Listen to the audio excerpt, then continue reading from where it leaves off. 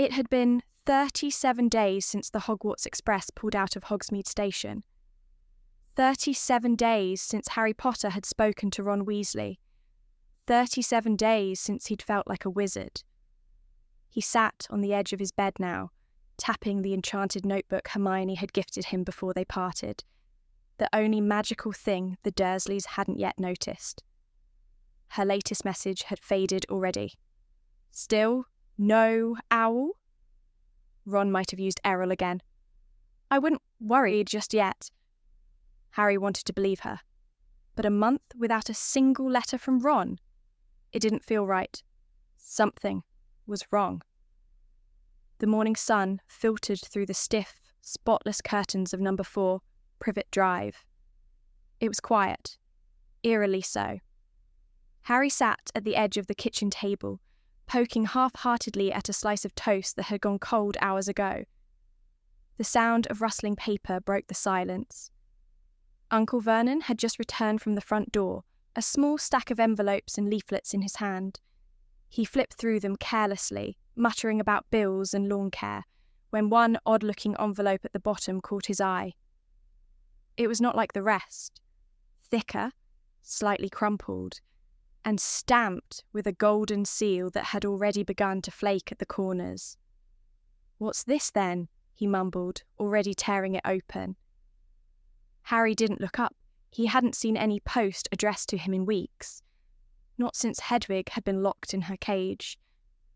Then Vernon went very still. He stormed into the kitchen, his face a violent shade of purple, the crumpled remains of a wizarding newspaper shaking in his hand like a live wire.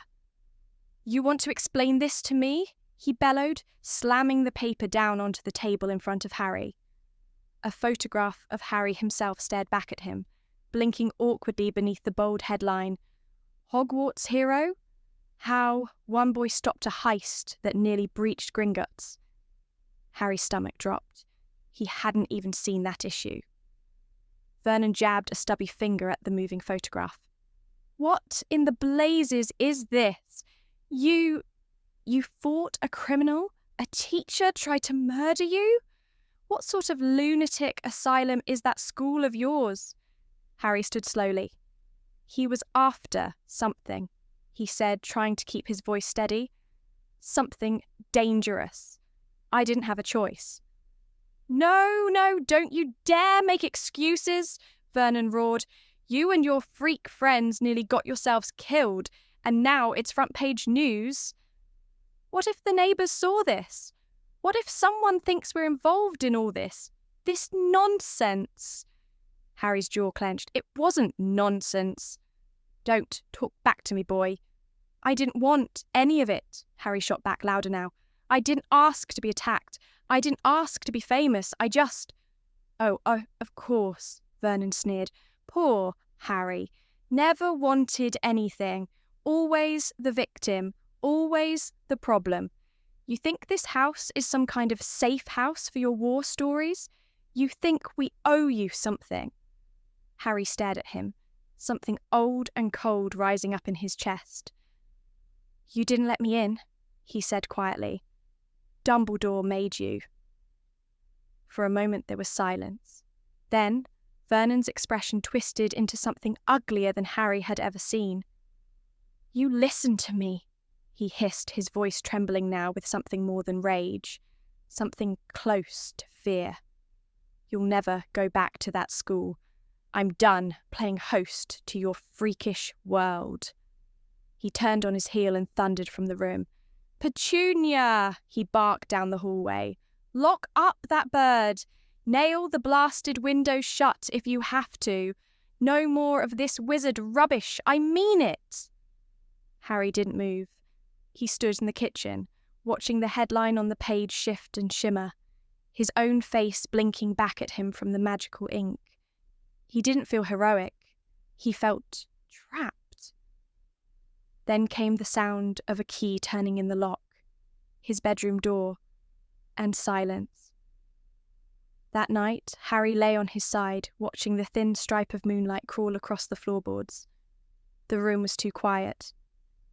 Hedwig rustled restlessly in her cage, her wings twitching as if she too knew something was wrong. The silence stretched, brittle and heavy.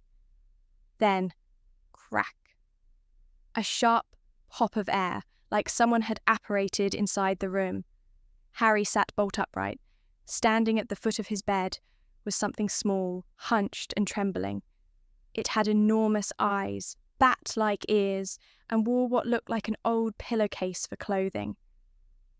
In its long, spindly fingers, it clutched a familiar leather-bound object. Harry's notebook. What the... The creature gasped and dropped into a low bow, trembling so hard its ears flopped against its face. "Harry Potter, sir!" it squeaked. "Dobby is so sorry to disturb, sir, but Dobby had to come. Dobby had to." Harry blinked, staring at the figure. "You're... Dobby?" "Yes, sir," Dobby said quickly, eyes wide with both admiration and terror. "Dobby, the house elf, sir. Dobby has come to warn Harry Potter." He clutched the notebook tighter to his chest, then immediately seemed to realise what he was doing. "Oh, Dobby has done something terrible, sir. Very terrible indeed," he moaned, dropping the notebook and banging his head against Harry's bedpost. "Wait, you took my notebook?" Harry asked, trying to process what was happening. "You're the reason I haven't heard from Hermione?" "Only to keep you safe, sir," Dobby wailed, flinging himself backward. "Dobby only meant to help, sir, truly, because Harry Potter is in grave danger. He must not go back to Hogwarts." Harry stared at him. "Why not?" Dobby looked around wildly, as if expecting someone to burst through the walls at any moment. "Terrible things are happening, sir. Things Dobby cannot say. But they are watching Dumbledore. They do not trust him anymore, and if they do not trust Dumbledore, they will not protect Harry Potter." "Who's watching?" Harry asked, leaning forward. "The Ministry." "Dobby cannot say, sir. Dobby has already said too much." He gave a shudder and looked up at Harry with something close to desperation. "Please, sir, Harry Potter must promise. He must not return to Hogwarts." Harry hesitated. He thought of the locked owl cage, of the silence in this house, of Vernon's fists clenched around a newspaper that made him feel like he didn't belong anywhere, of Hermione's last message fading from the page without a reply. He looked at Dobby, at the anxious eyes and trembling hands, and said as calmly as he could, "All right, I won't go back." Dobby froze. "Harry Potter, he promises?" Harry nodded. Yeah, I promise." There was a pause, a long, breathless one. Then Dobby burst into grateful tears. "Oh, Sir is noble. Sir is brave and selfless. Dobby will never forget this." With a final sniff and a trembling smile, he vanished with a loud pop, leaving behind only the faint echo of his sobs and the notebook, lying quiet on the floor. Harry leaned down and picked it up, pressing the cover shut. The pages had gone cold. He didn't mean it. Of course he was going back. Harry sat in his room, the returned notebook resting beside him, unopened. He wasn't sure what to write.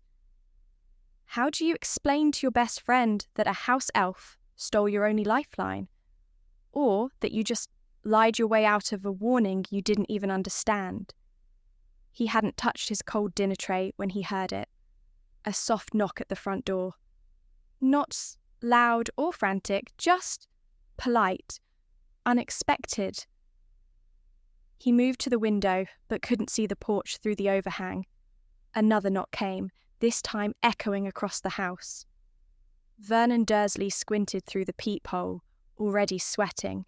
He'd shoved a broomstick through the back door handle, nailed shut the cat flap, and triple-locked Harry's bedroom. The last thing he expected was a visitor. Another knock. He pulled open the door just a crack, and groaned. Standing on the porch was a girl, frizzy hair, wand barely visible in her coat sleeve, clipboard in hand. Just behind her stood two smiling adults who looked entirely too composed. "Oh, not another one," Vernon muttered. "Good evening," Hermione said brightly. "I'm Hermione Granger. I go to school with Harry." "Lovely," Vernon said, already pushing the door closed. "Get off my property." Before he could slam it, the woman behind Hermione stepped up with a practiced smile. "Monica Granger," she said, holding out a hand. "Dentist. This is my husband, Wendell." "Family, practice," Wendell added helpfully. "Pediatric and magical adjacent." Vernon blinked. "Dentists?" "Yes," Hermione cut in sweetly. "We've come for Harry's emergency bite screening." "His what?" "His occlusal magical alignment," Monica explained calmly. "When left unchecked, it can cause magical reflux. Early symptoms include nighttime wand twitching, but it often escalates to, well, explosive mandibles," Wendell said grimly. "A boy in Leeds nearly chewed through a broom cupboard."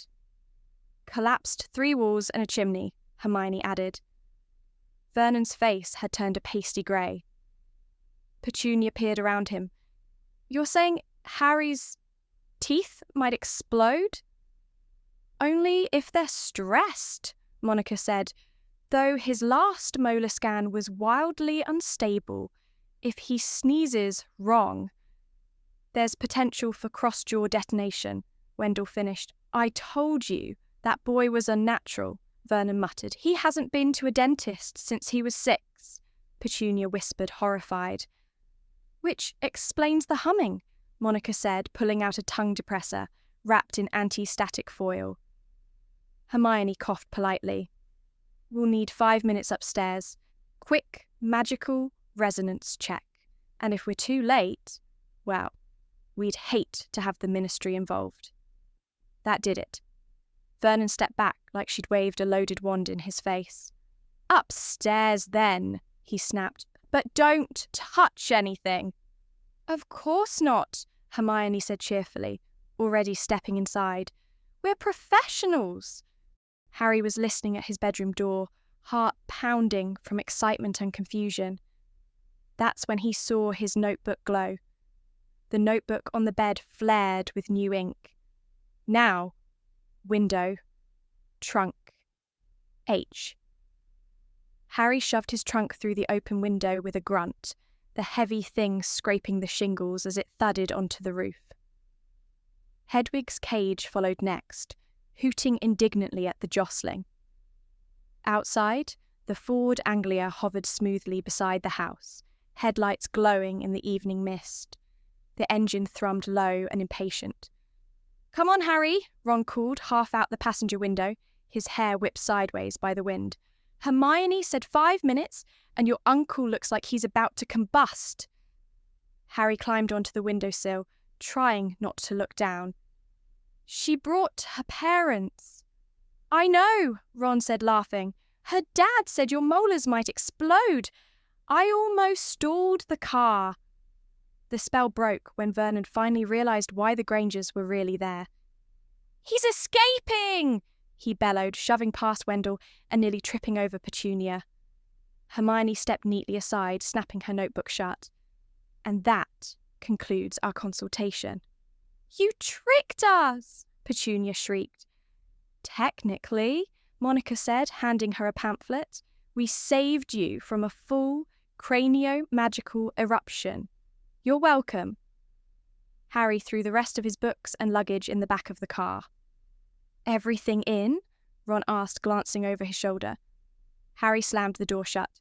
"Yeah, go." Outside, Vernon burst out the front door, one shoe half on, his face a mix of rage and disbelief. "Get back here, you little—" The Ford Anglia rose higher, drifting out above Privet Drive. Ron rolled down the window and cupped his hands around his mouth. "Don't worry," he shouted down. "We'll keep an eye on his incisor alignment," Petunia screamed. Dudley ran into the hallway holding a sock and a sandwich, completely baffled.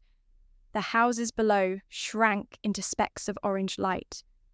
A breeze rolled through the open window, cool and sweet after weeks of stale air. Harry leaned back against the seat and looked at Ron, breathless. "You really came?" Ron shrugged. "You weren't answering. Hermione thought something was wrong. I thought she was probably right." A flash of soft light glowed from his notebook in the trunk. He reached for it, flipped it open. "See you at school. H." The car dipped low over the hillside, winding its way through a thin layer of mist. Fields stretched out beneath them, gold, green, and sleepy, until, at last, it came into view. A crooked house that looked as though it had once been a large shed, before other rooms had been stacked on top of it, at odd angles like magical Jenga blocks. Smoke curled from a crooked chimney. Chickens scattered as the car approached. Harry gaped through the window. "Is that safe?" Ron grinned. "Mum says it's held up by love and reinforcement charms. Dad says it's mostly guesswork." The car landed with a soft thud in a clearing just beyond the garden. As soon as the wheels touched grass, it shuddered twice and sputtered out, like it was relieved to be back on the ground. Ron leapt out, stretched, and yawned. "Welcome to the burrow." The moment Harry stepped inside, the burrow buzzed. Pans clattered on their own in the sink. A wooden spoon stirred a pot, unassisted. A pile of laundry danced toward the stairs. "Harry Potter!" cried Mrs. Weasley, wiping her hands on her apron as she rushed toward him. "Oh, look at you! You've barely grown a hair!" And thin as a beanpole, the poor boy. "Sit, eat something before I hex those dreadful Dursleys into next week." Before Harry could get a word in, he was seated, a plate of hot toast and apple jam in front of him, tea already steeping by his elbow. "You're too good to him, Mum," Fred said, entering behind them. "We should have bought him a fruit basket or something," George added. "To apologise for Ron nearly killing him with the car." "I didn't nearly kill anyone," Ron protested. "He climbed in just fine." The back door opened with a creak and a soft pop of apparition dust, followed by the thud of boots and a familiar, tired voice. "I smell toast," said Arthur Weasley, hanging his patched work cloak on a hook. "That's either a warm welcome or I've walked into a trap." Mrs. Weasley whirled on him. "Arthur, do you know where your sons have been?"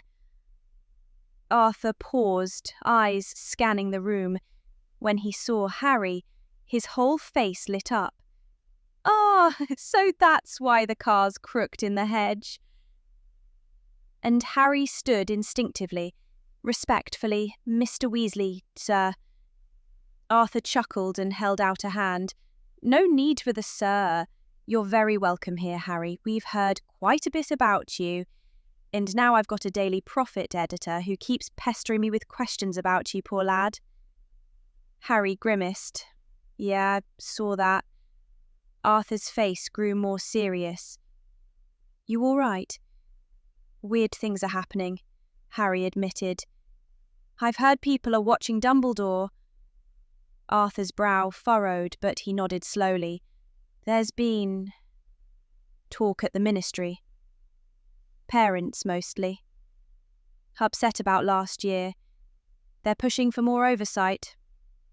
Nothing's official yet, but the whispering's getting louder." Mrs. Weasley shot him a warning look. Arthur smiled gently and clapped Harry on the shoulder. "Well, don't worry about that tonight. You're safe here."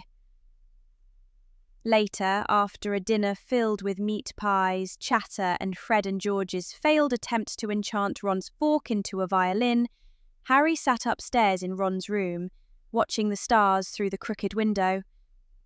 "He likes you," Ron said, pulling off his shoes. "Your dad?" Ron nodded. "Mum's a bit stricter, but Dad, he's curious about everyone, especially Muggles. He thinks your aunt and uncle might be an endangered species." Harry laughed quietly. then fell back onto the spare bed with a sigh. He felt full, warm, seen. Maybe the world was still strange and dangerous, but tonight, he was somewhere he belonged. The kitchen was louder than usual. Molly Weasley moved like a whirlwind between toast, laundry, and the back door, while Arthur tried to wrangle Fred and George into some form of transportation discipline. Ron finished his second helping of eggs and looked far too relaxed for someone about to travel by fire. Harry stared warily at the fireplace where green flames licked calmly at the hearth. "You're sure this works?" he asked. "Course it works," said Ron. "I mean, usually." Harry heard. "Usually." "It's simple," Arthur said, brushing soot from his sleeves. "Take a pinch, step in, say your destination clearly, not like you're swallowing a broom." Ron, "Remember, it's Diagon Alley, not Diagonal Elbow or whatever George said last year." Molly gave Harry a comforting pat on the shoulder. "Don't be nervous, dear. You survived those dreadful muggles. This'll be nothing." Fred went first, vanishing with a crackling whoosh. Then George, then Percy, with the dignity of a man stepping into a diplomatic summit rather than a chimney. Ron turned to Harry. "You want to go before me?" Harry hesitated. "Better if you're behind me in case I end up in, I don't know, a sewer." He stepped in, took a breath, and tossed the powder. "Diagon Alley!" Harry tumbled out into a warm, bustling shop, soot in his hair, elbows scraped but upright. He blinked the ash from his eyes just as, crack, Ron appeared beside him in a cloud of smoke, coughing and grinning. "See? Told you." They brushed themselves off just as a familiar voice called out across the cobblestone street. Diagon Alley was bustling, even by wizard standards. Witches in violet robes darted between shop fronts. Owls hooted from brass cages. A man selling dancing cauldrons shouted over the crowd as a goblin tried to swat them away with a broom.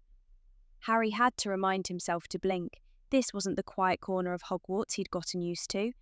This was the magical world. Out loud. "Come on," Mrs. Weasley said, shepherding them toward Flourish and Blots.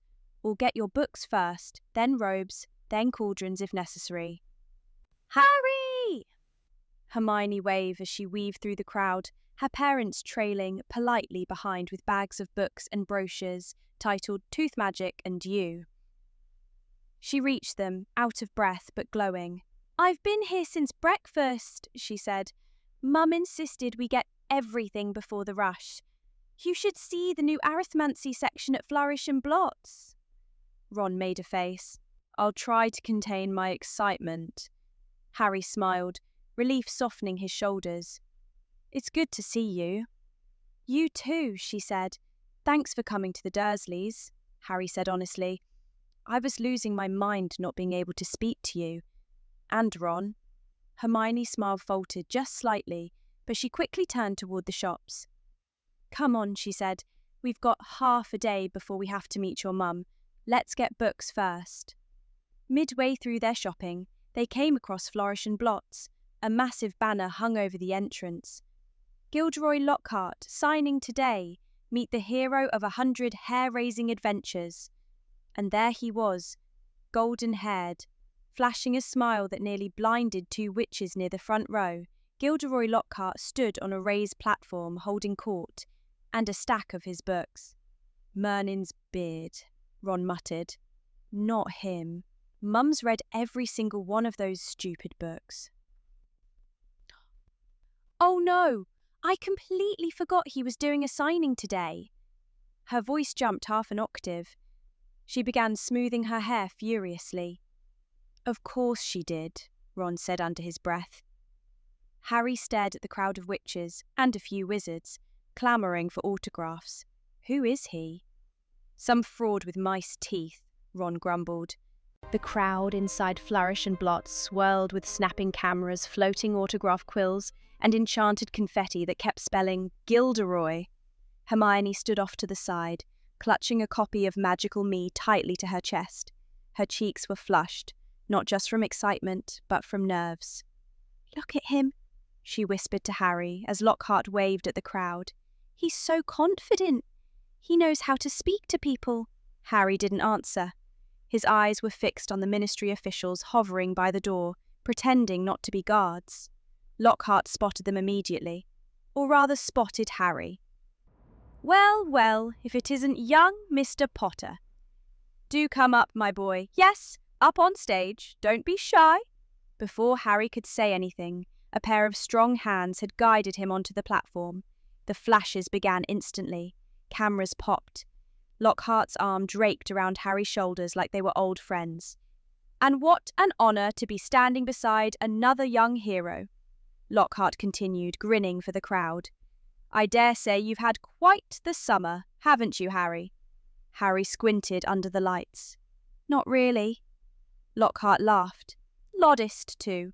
A rare trait in a wizard. You know, when I was your age, I was already charming banshees in Cornwall. But did the papers care? No. It took a vampire duel in the Carpathians for people to take notice." He laughed at his own joke loudly and lengthily. Harry shifted uncomfortably. "But today isn't about me.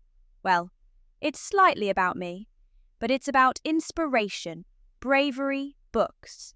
He held up a glimmering stack of his collected works, which an assistant promptly levitated beside him. "And I'm thrilled, absolutely thrilled, to announce that I'll be joining Hogwarts this year as your new Defense Against the Dark Arts professor." A ripple of gasps ran through the shop. One woman dropped her wand into her handbag, someone clapped, someone else fainted into the cauldron display. Lockhart beamed as though he'd just been crowned king. Yes, I know. You're thinking, can one man really juggle book tours, adoring fans, and teaching? Well, when you're Gilderoy Lockhart, anything is possible. Hermione's jaw dropped. He's our new professor. Ron looked like he'd swallowed a bludger. We're doomed. Fred elbowed George. Bet he assigns an essay on how to smile under pressure. As the crowd dispersed and Harry returned to his friends, a familiar, drawling voice slithered through the stacks.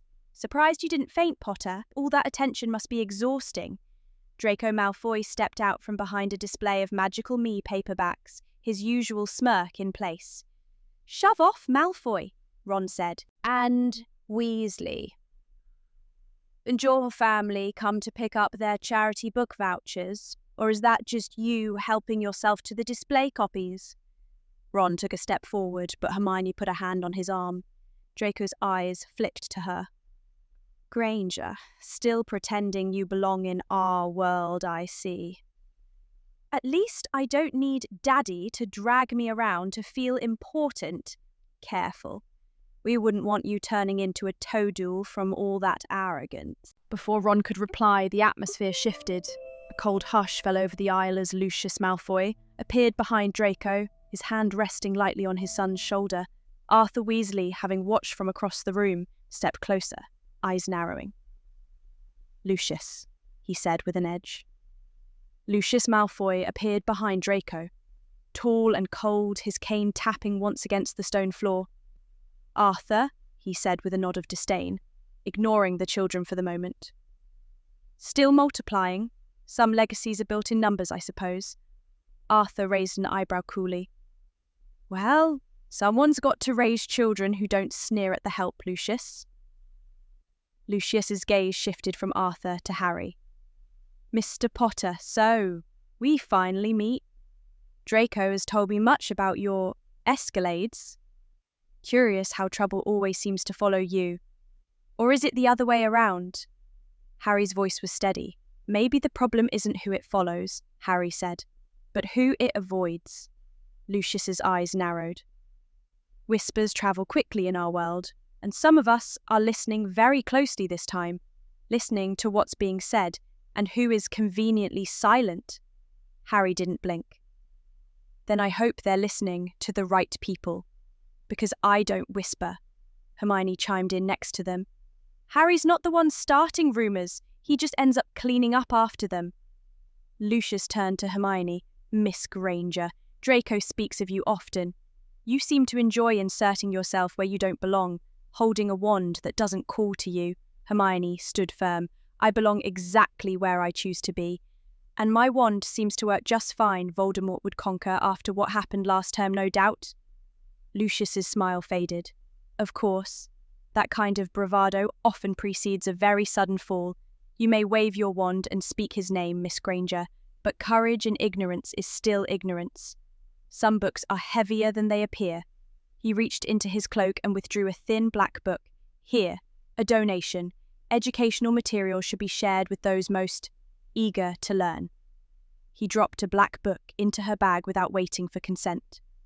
Arthur stepped forward sharply. Enough, Lucius. Lucius turned slowly. Just encouraging literacy. Don't worry, Arthur. The truth always finds its way to the surface. With a glance at Draco, who gave a final sneer, the Malfoys turned and left. The tension remained, like smoke lingering after a spell. Hermione stared after them, visibly shaken. You okay? Harry asked. I'm fine, she said quickly, but didn't meet his eyes. Ron looked at Harry, confused. What was that about? Harry didn't answer right away. Something about the way Lucius had moved made his skin crawl.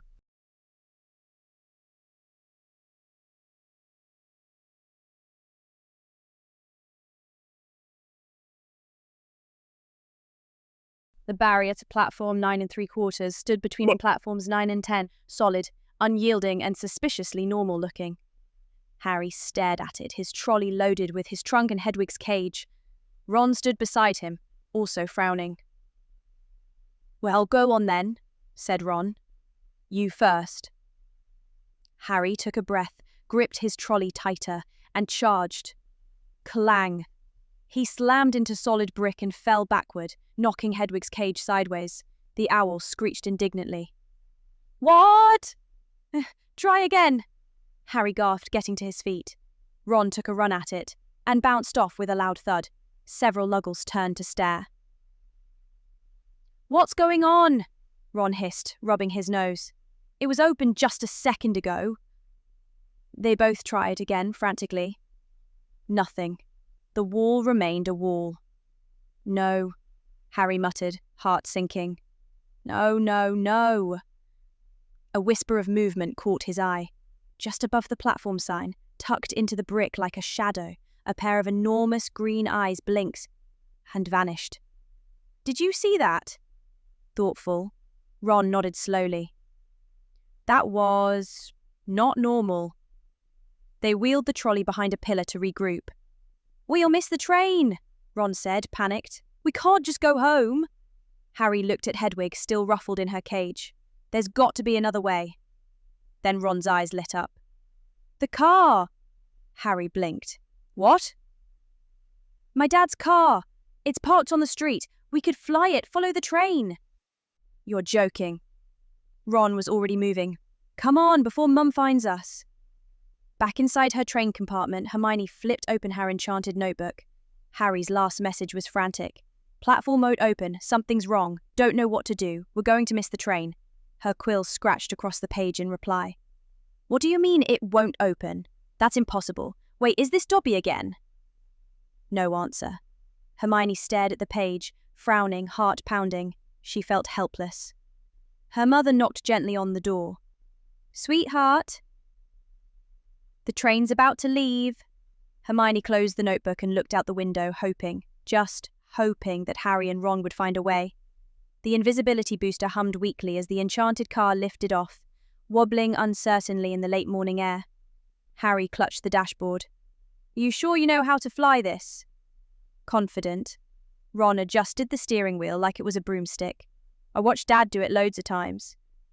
That doesn't mean... Ah! The car banked hard to the left, narrowly missing the clock tower of St. Pancras Station. Okay, maybe not loads, Ron admitted. Below them, rooftops and chimneys blurred into green countryside. Somewhere in the distance, the Hogwarts Express whistled. Harry pointed. We've got to stay above it. Ron pulled back on the wheel. The car groaned, sputtered, and lurched higher. For a moment, it was exhilarating. Wind whipped through the open windows, blowing Ron's hair straight back and making Harry's glasses tremble on his nose. Brilliant, Ron shouted. Absolutely brilliant. But the heat inside the car began to climb, and the engine made a sound like it was coughing up a lung. Brilliant, Harry echoed grimly. We're going to die. The sun dipped low as the car sputtered over the forbidden forest. Hogwarts Castle rose in the distance like a crown of stone and light. There it is, Harry shouted. We made it! Ron grinned, right before the engine gave a final, defiant wheeze and cut out completely. The car plummeted like a rock. Tree! Harry yelled, pointing ahead. With a sickening crack, they slammed into a towering, thrashing willow. The impact flung Ron into the steering wheel and Harry sideways into the door. The tree fought back. A massive branch swung like a club, smashing the roof and battering the trunk. Another splintered a headlight. Ron took out his wand, but the tree swung its branch through the window, snapping the wand nearly in half. Ron looked at the state of his wand. I'm so dead, he muttered. Out! Harry yelled, fumbling with the door. Another branch was winding up. Get out! They tumbled onto the grass as the willow swung again, narrowly missing Harry's ankle.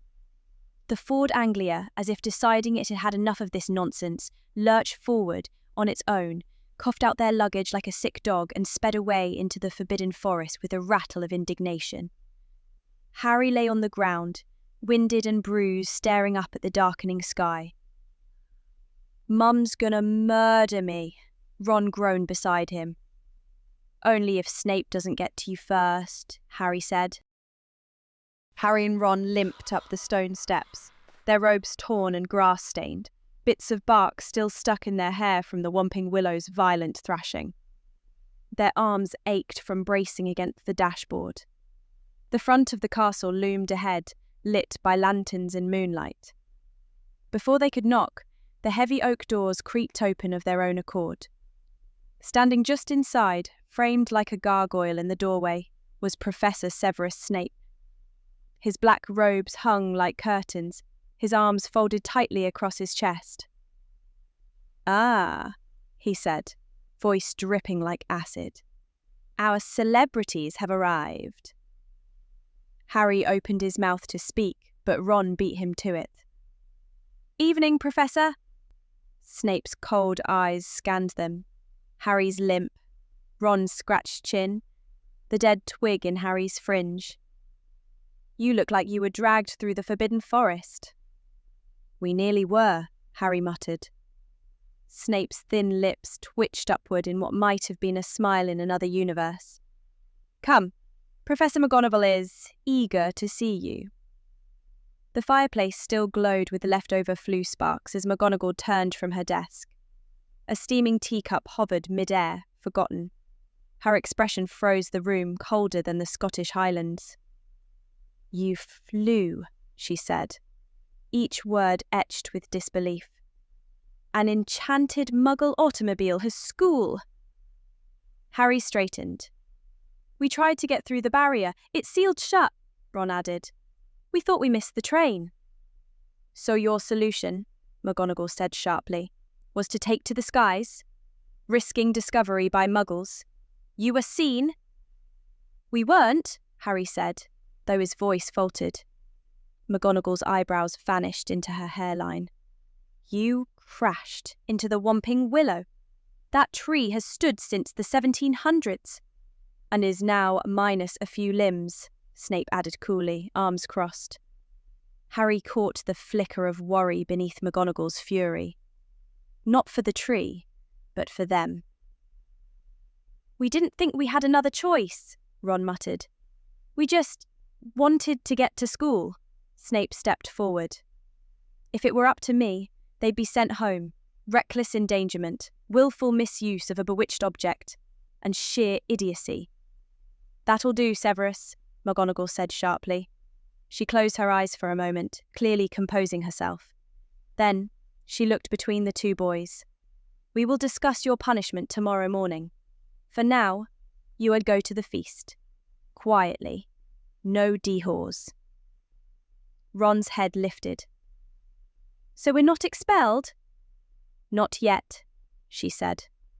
But do expect to be polishing every trophy in the castle, without magic, until Christmas. As they turned to leave, Snape's voice followed them like a shadow. Enjoy your dinner. Might be the last one you attend with such comfort. The enchanted ceiling sparkled with starlight, mimicking the clear September sky above Hogwarts. Candlelight floated in golden pools above the 4 house tables, illuminating the gleam of polished plates and steaming platters that stretched the length of the room. Laughter echoed as students compared summer stories, reunited after weeks apart. Harry and Ron slipped in at the end of the Gryffindor table, still rumpled from their crash and conspicuously late. A few heads turned. Several Hufflepuffs whispered. "Nice of you to drop in," Hermione murmured without looking at them, her eyes fixed on her goblet of pumpkin juice. "You look like you rolled down a hill."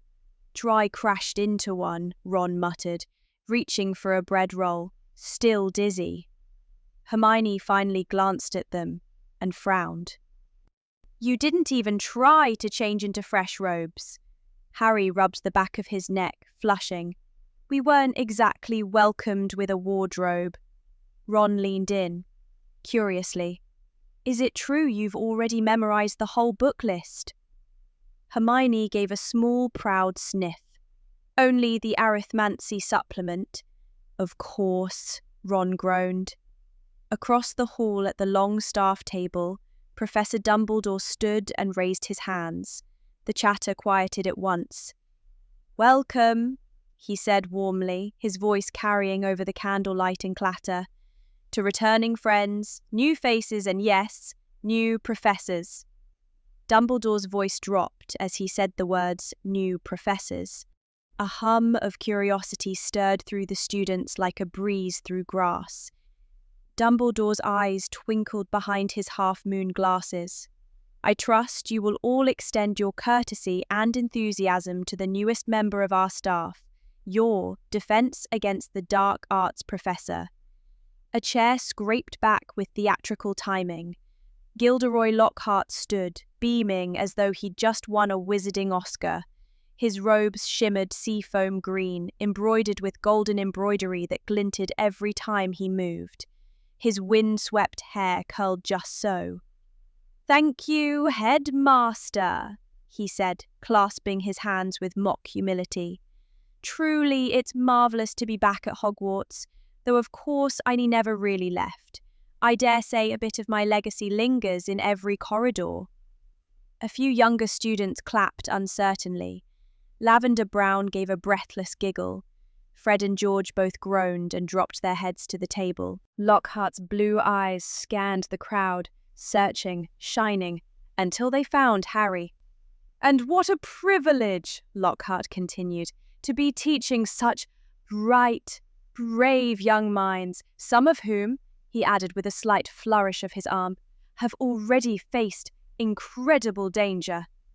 Harry shifted lower in his seat, cheeks burning. You could feel students turning to stare.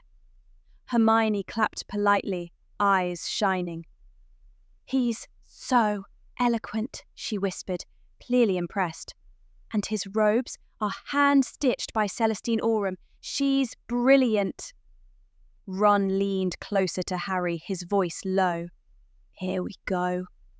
Harry's gaze didn't waver from Lockhart. "I don't trust him." Hermione gave him a sharp look. "You don't even know him." "I've seen enough," Harry muttered. "He's performing." Hermione's lips pressed into a line. "Or maybe you're just not used to someone being confident." Ron looked between them awkwardly, mouth full of mashed potatoes. And then, as if sensing the shift, the golden platters shimmered and vanished, replaced by pudding, tarts, and floating bowls of treacle fudge. "Brilliant. Dessert diplomacy," Ron said. But Harry only poked at his plate, still watching Lockhart, who had returned to his chair, now chatting with a clearly disinterested Professor McGonagall. who looked as though she'd swallowed a lemon whole. The Gryffindor boys' dormitory flickered with the soft light of enchanted candles, casting shadows that danced lazily along the curtains. The air was heavy with post-feast drowsiness and the faint scent of chocolate pudding. Harry lay in bed, hands behind his head, staring at the canopy above. He could still hear Lockhart's voice echoing in his head, some of whom have already faced incredible danger. Like a bad jingle he couldn't scrub out. From across the room, Seamus's voice cut through the quiet. "Did you hear what he said at the table? About Harry and the danger? Bet he meant last year. Do you reckon it was really you-know-who?" "Dunno," Dean whispered. "The prophet just said Quirrell went mad, but Harry was there, wasn't he? Whole school knows it." "Yeah, and flew to school in a car this year," Seamus added, not maliciously, just fascinated. "Honestly, what's next? Riding a dragon to potions?" Harry shut his eyes. "I heard he's got a secret curse," someone else muttered. "That's why he survived. His scar protects him or something." Ron turned in his bed. "Oi, shut it, would you? He's right here." That quieted them, at least for a minute. Harry opened his eyes again, listening to the muffled rustle of blankets and occasional bed creak. A warm breeze from the window stirred the hangings. He felt like he'd been stuffed into a storybook and left open on the wrong page. Ron sat up and leaned over the side of his bed. "They're just jealous," he mumbled. "Don't let it get to you." Harry shrugged. "It's not jealousy. They just don't get it." Ron didn't say anything to that. He just nodded and flopped back into his pillow. Harry turned to the window and watched the stars move slowly across the sky. He wasn't angry. He wasn't proud either. He was just tired. A voice in his head, his own voice, "This year's already different." And he wasn't sure if that was good or bad. The next morning, the second years filed into the Defence Against the Dark Arts classroom, with the mixed energy of a new school year and uncertain expectations. The walls were plastered with framed photos of Gilderoy Lockhart, all enchanted, all grinning, all showing him wrestling some dangerous beast while his hair remained perfect. One showed him riding a griffin, another arm wrestling a troll. A third winked every 5 seconds. "I think his smile's following me," whispered Ron. Hermione elbowed her way to the front and took the first seat. "It's important to make a good impression," she whispered to Harry and Ron. "You never know when you'll need a letter of recommendation." Harry stared at a poster where Lockhart posed heroically on a mountain, wind rippling his cape. "For what? Starring in a toothpaste advert?" The door flew open with flair and Lockhart entered with robes the colour of peacock feathers and a smile brighter than the morning sun. "Good morning, class." The class murmured a groggy response. Now, let's do better than that." "Good morning, Professor Lockhart." Hermione said it immediately. A few others echoed her. Lockhart swept into the room in aquamarine robes, arms wide. "Welcome, my young adventurers. Now, how many of you have read my books?" Hermione's hand shot up. A few others followed. "And how many of you understood them?" Lockhart asked, eyes twinkling. Only Hermione kept her hand raised. Harry swore Lockhart winked at her. "Well done, Miss Granger. 5 points to Gryffindor. Now then, quick quiz." There was a collective groan. Lockhart snapped his fingers. "Not to worry, it's just a little personality quiz to see how well you've all read my books." Scrolls unfurled midair and floated to each desk. Harry blinked at the first few questions. 1. What is Gilderoy Lockhart's favourite colour? 2. What is Gilderoy Lockhart's ideal birthday gift? 3. In Holidays with Hags, who screamed the loudest when the hag dropped her toenail collection? If this counts toward our grade, I'm transferring schools. They were halfway through the quiz when the classroom door opened silently. Professor Dumbledore stepped in, unnoticed by most, and stood quietly near the back, his eyes calm but watchful. 10 minutes later, Lockhart collected the scrolls with a clap of his hands. "Excellent! Miss Granger full marks as expected. A woman of taste. And Mr. Potter, 5 out of 10. That's about what I expected." He chuckled. Harry tried not to glare. Lockhart turned, arms wide. Now then, a demonstration. You'll never learn defense properly unless you're exposed to real danger. He marched over to a gilded cage draped in velvet. I've brought these little darlings back from Cornwall personally. Please welcome the Cornish pixies. He yanked the cloth away. Blue chaos erupted. The pixies exploded out of the cage, screeching and flinging feathers, parchment, and hair. One yanked a girl's braid, another stole Ron's quill and began scribbling nonsense on the board. Ha ha ha, Lockhart called. See? Sprightly little fellows. One pixie grabbed Neville's robes and lifted him 6 inches off the ground before dropping him in the waste bin. Then the pixies froze mid-air. Neville stopped tumbling. The floating desks stilled. Dumbledore surveyed the wreckage. He said nothing for a moment. Then, with the faintest wave of his wand, the pixies drifted down and were drawn quietly back into their cage. The doors latched behind them without a sound. The class stared. Dumbledore raised an eyebrow. "Professor Lockhart," he said, "should I assume this was part of your curriculum?" Lockhart emerged sheepishly from beneath his desk. "Ah, headmaster. Yes, well, practical learning, you know, best way to engage the students." Dumbledore nodded, slowly. "Indeed. Perhaps next time start with creatures that don't steal wands." He turned to the class. "Miss Granger, Mr. Weasley, Mr. Potter, if you'd help lead the others back to their seats. I believe Professor Lockhart would like to continue his lesson with a discussion section." As students returned to their seats, Hermione's eyes sparkled with awe. Ron to Harry, "I think Lockhart just wet himself." Harry didn't laugh. He kept his gaze on Dumbledore, who was already turning toward the door. The look in the headmaster's eyes wasn't anger, it was caution. The courtyard was mellow with the warmth of late afternoon. The stone ledges sun-warmed and dappled with drifting leaves. Laughter echoed distantly, older students tossing enchanted paper planes through the breeze. But on a bench near the fountain, the mood was anything but light. Ron sat hunched over a crumpled Daily Prophet, his eyes scanning the article for the 4th time. "Listen to this," he said, voice thick with disbelief. "Sources inside the ministry claim the headmaster's oversight has come under question following multiple security lapses last term, including a possessed professor, an unsupervised troll, and multiple student injuries." "Honestly, are they kidding?" Hermione sat across from him, arms folded, expression unreadable. "It's not entirely untrue." Harry, beside Ron, turned his head slowly toward her. "What?" Hermione didn't flinch. "Those things did happen, Harry. No one's making them up." "Yeah, but they're twisting it," Ron argued, "like Dumbledore planned it or something." "I didn't say that," Hermione replied calmly. "But people are scared. They have a right to ask if Hogwarts is safe. If Dumbledore's judgment is as sharp as it used to be." Harry stood abruptly.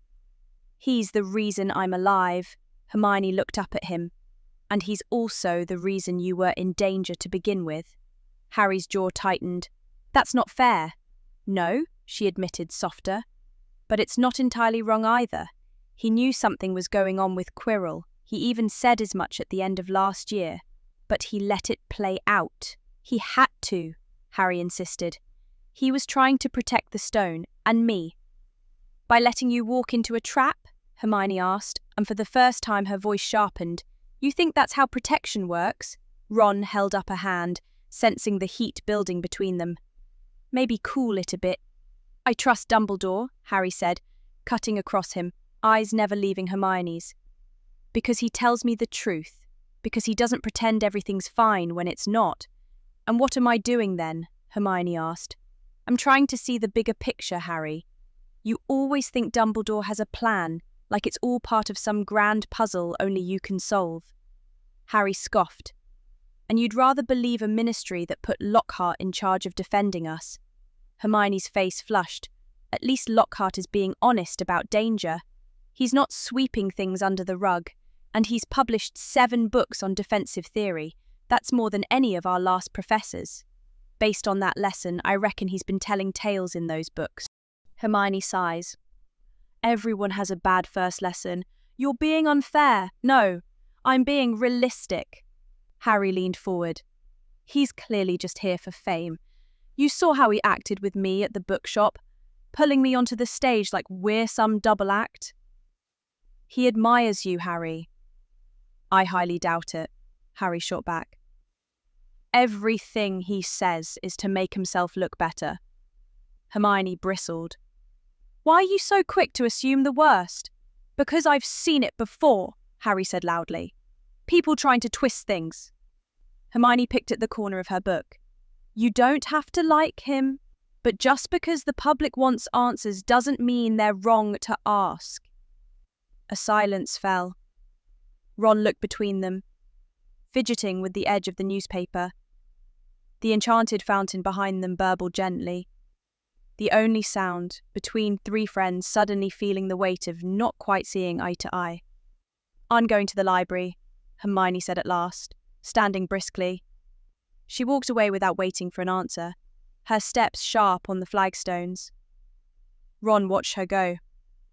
Blimey, he muttered. That got serious fast. Harry didn't respond.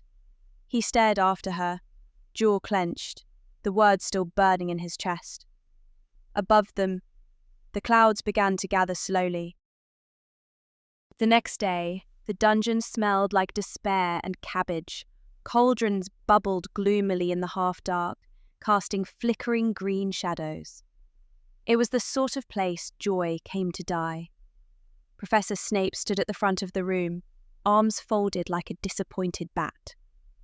Today, he said silkily, we will be brewing a basic cure for boils, assuming, of course, that your collective incompetence does not render this classroom uninhabitable. Ron's wand gave a strangled squeak from his pocket. Harry eyed it warily. Is it breathing? It does that now, Ron muttered, swatting at the wand as it made a sort of hiccuping chirp. Snape's gaze slithered toward them, like a predator picking its lunch.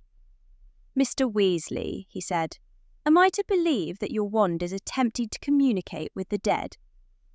It's just temperamental, Ron said weakly.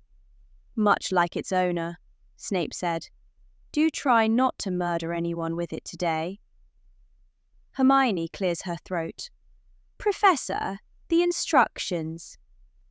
Yes, Miss Granger, Snape sighed, as if her hand had committed a personal offence by being raised. The board is, as always, available for your compulsive note-taking. The students began assembling ingredients. Hermione chopped like a potion brewing machine. Harry moved more cautiously. Ron raised his wand. Scarpe Ritus! His wand fizzed. A loud brrrt noise erupted, followed by the daisy root spinning like a saw blade and launching across the room. It ricocheted off a Slytherin's cauldron, nailed Draco Malfoy squarely in the back of the head, and plopped straight into Pansy Parkinson's potion. Draco leapt to his feet. Who threw that? My wand, Ron said, holding it up like it might explain itself. Pansy's cauldron gave a terrifying glorp, then exploded in a fountain of green goo. Squeals, coughing, and general chaos ensued. Snape did not blink. He turned to face Ron with a slow, theatrical precision that suggested he had been waiting years, for this exact moment. Weasley. Yes, Professor? Ron was already halfway under the desk. You will scrub every cauldron in this room by hand, with vinegar. No magic, no gloves. But Snape raised a single elegant finger. And 10 points from Gryffindor. 5 for the mess, 5 for the performance. Ron slumped. Do I at least get hazard pay? Snape blinked once. You may keep whatever boils you fail to cure. Hermione leaned over to Ron, whispering, I told you to test it on a rock. Broomsticks whooshed above the pitch as the Gryffindor team ran their final drills, golden light catching the gleam of old clean sweeps and worn-out comets. Harry zipped around the posts, hair windblown and cheeks flushed. Finally, something that made sense. Below, Hermione waited by the stands with Ron's forgotten notes in hand. 5 more minutes, she called up. Then back to the library, or Professor Bector will hunt you down. Ron groaned from the sky. She's terrifying. I saw her do arithmetic in her head backward the other day. Hermione smiled smugly, but the moment didn't last. Draco Malfoy strolled up to the pitch edge, twirling his Nimbus 2001 like a cane.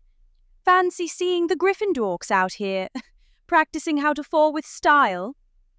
Hermione crossed her arms. We practice flying. You practice flapping your mouth. Draco's smirk turned sour. You always have something to say, don't you, Granger? Must be hard to hear over the sound of your own ego. Behind him, Crabbe and Goyle chucked. Malfoy's eyes narrowed. You know, it's a wonder your wand even works. Magic's not exactly hereditary for people like you. Ron landed hard, fists balled. Back off. Malfoy ignored him. Mudbloods really do love attention. Everything stopped. The word hung there like a curse that had frozen the whole pitch. Harry blinked, confused. Mudblood? Ron's face turned the colour of his hair. You absolute... He grabbed his broken wand, rage boiling. But before he could raise it, Harry stepped forward, placing himself squarely between Ron and Malfoy. You don't get to talk like that, Harry said, voice quiet but firm. You want to run your mouth, fine, but let's see you back it up. On the pitch, right now, scrimmage, you and me. Malfoy looked stunned for half a second, then smirked. What, you think flying fast makes you brave?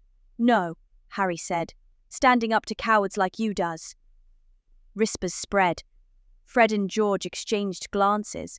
Alicia grinned. Even Oliver Wood raised his eyebrows. You're on, Draco sneered. Hope your little broom can keep up.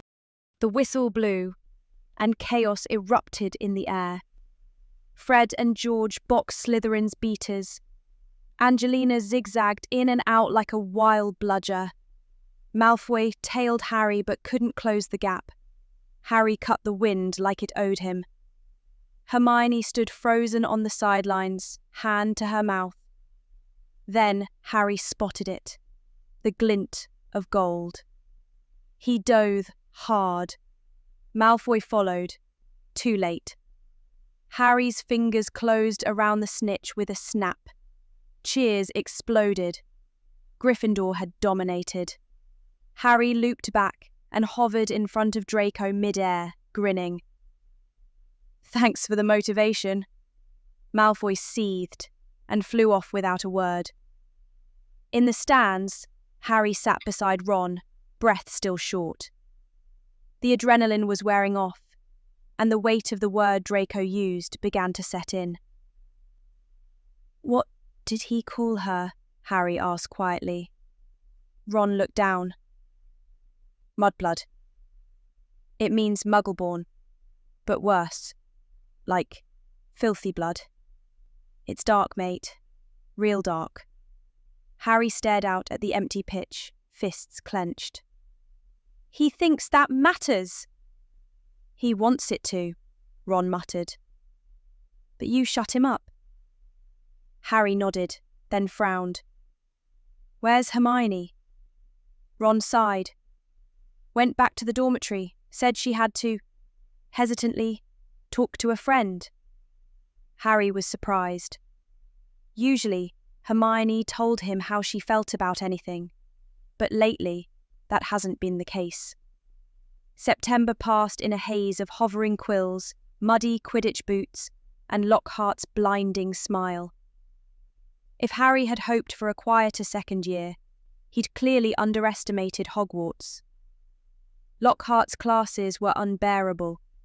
Instead of defensive magic, they practiced reenactments of his adventures, complete with costumes and pre-written scripts, always with Lockhart in the starring role. Ron spent half the lessons imitating Lockhart's hair flips with exaggerated swoons. Hermione ignored them both and took meticulous notes. Snape's mood was somehow fouler than usual, especially after Ron's wand exploded during a simple feather-charming exercise and turned Trevor the Toad briefly into a balloon. The whispers in the corridors hadn't died down either. Harry couldn't go a day without someone pointing, giggling, or asking him to confirm that he really faced Quirrell. Even the portraits were gossiping. Evening came on a Saturday, and Harry was preparing for detention with Lockhart. Professor McGonagall decided that their punishment would to be service to the school every Saturday. Ron was to help Filch clean the trophy room, and Harry must help Lockhart for what he called urgent work. Lockhart opened the door with a grin that could bleach linens. "Ah, Harry! Come in, come in! Always good to spend one-on-one time with my favourite student." Harry stepped inside the glittering office. Every inch of wall space was covered in moving portraits of Lockhart, winking, waving, blowing kisses. On the desk sat a teetering pile of fan letters. "You'll be answering these. Make the handwriting elegant but humble. And do try to capture my natural charm." Harry said nothing. He sat, dipped the quill, and began. "Dear Miss Windlesnap, thank you for your kind words about my triumph over the Bandon Banshee. Time dragged. Lockhart hummed behind him, adjusting frames and critiquing his own smile. Harry's eyes grew heavy. The candlelight flickered. Then, "Kill, let me rip, tear." Harry dropped the quill. The voice was like metal dragging over stone, but inside his skull, he stood quickly. "Did you hear that?" Lockhart blinked. "Hear what?" "That voice. It said, probably the wind in the castle, quite draughty this time of year. Now, back to the Banshee. Really emphasise the pitch of her wail," Lockhart said. But Harry barely heard him, because the voice had come again, closer this time. "Kill them all." Later in the common room, Harry sat hunched in an armchair, elbows on knees, staring into the dying embers. His quill and unfinished History of Magic scroll lay forgotten on the table beside him. Footsteps padded down the boys' staircase. Ron emerged, hair rumpled, dragging his blanket behind him like a ghost. "You're still up," he mumbled. "Couldn't sleep." Ron dropped into the chair across from him, pulling the blanket over his lap. "Still thinking about that detention?" Harry hesitated. "I heard something, Ron. A voice." "What, like Lockhart talking in his sleep again?" "No, it was inside my head. But not like a thought, more like something was there, hunting." "What did it say?" "It said, 'Kill, let me rip, tear,' stuff like that," Harry said, shaking. Ron went quiet. He stared at the fireplace, then leaned forward. "That's not normal, is it?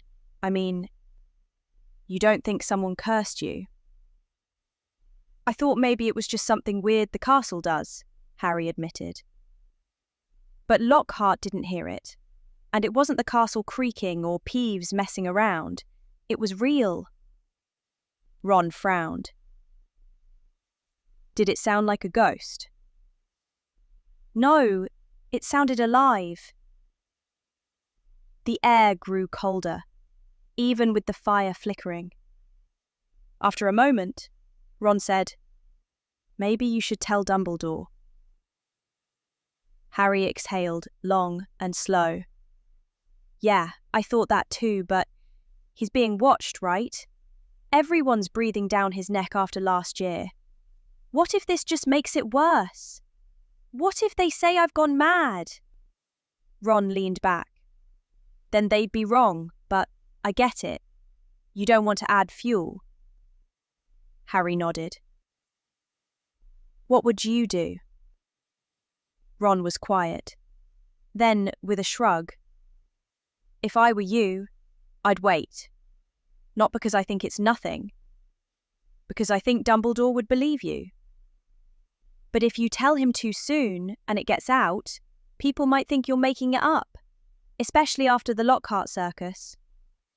Maybe wait, just a little, until there's more to go on.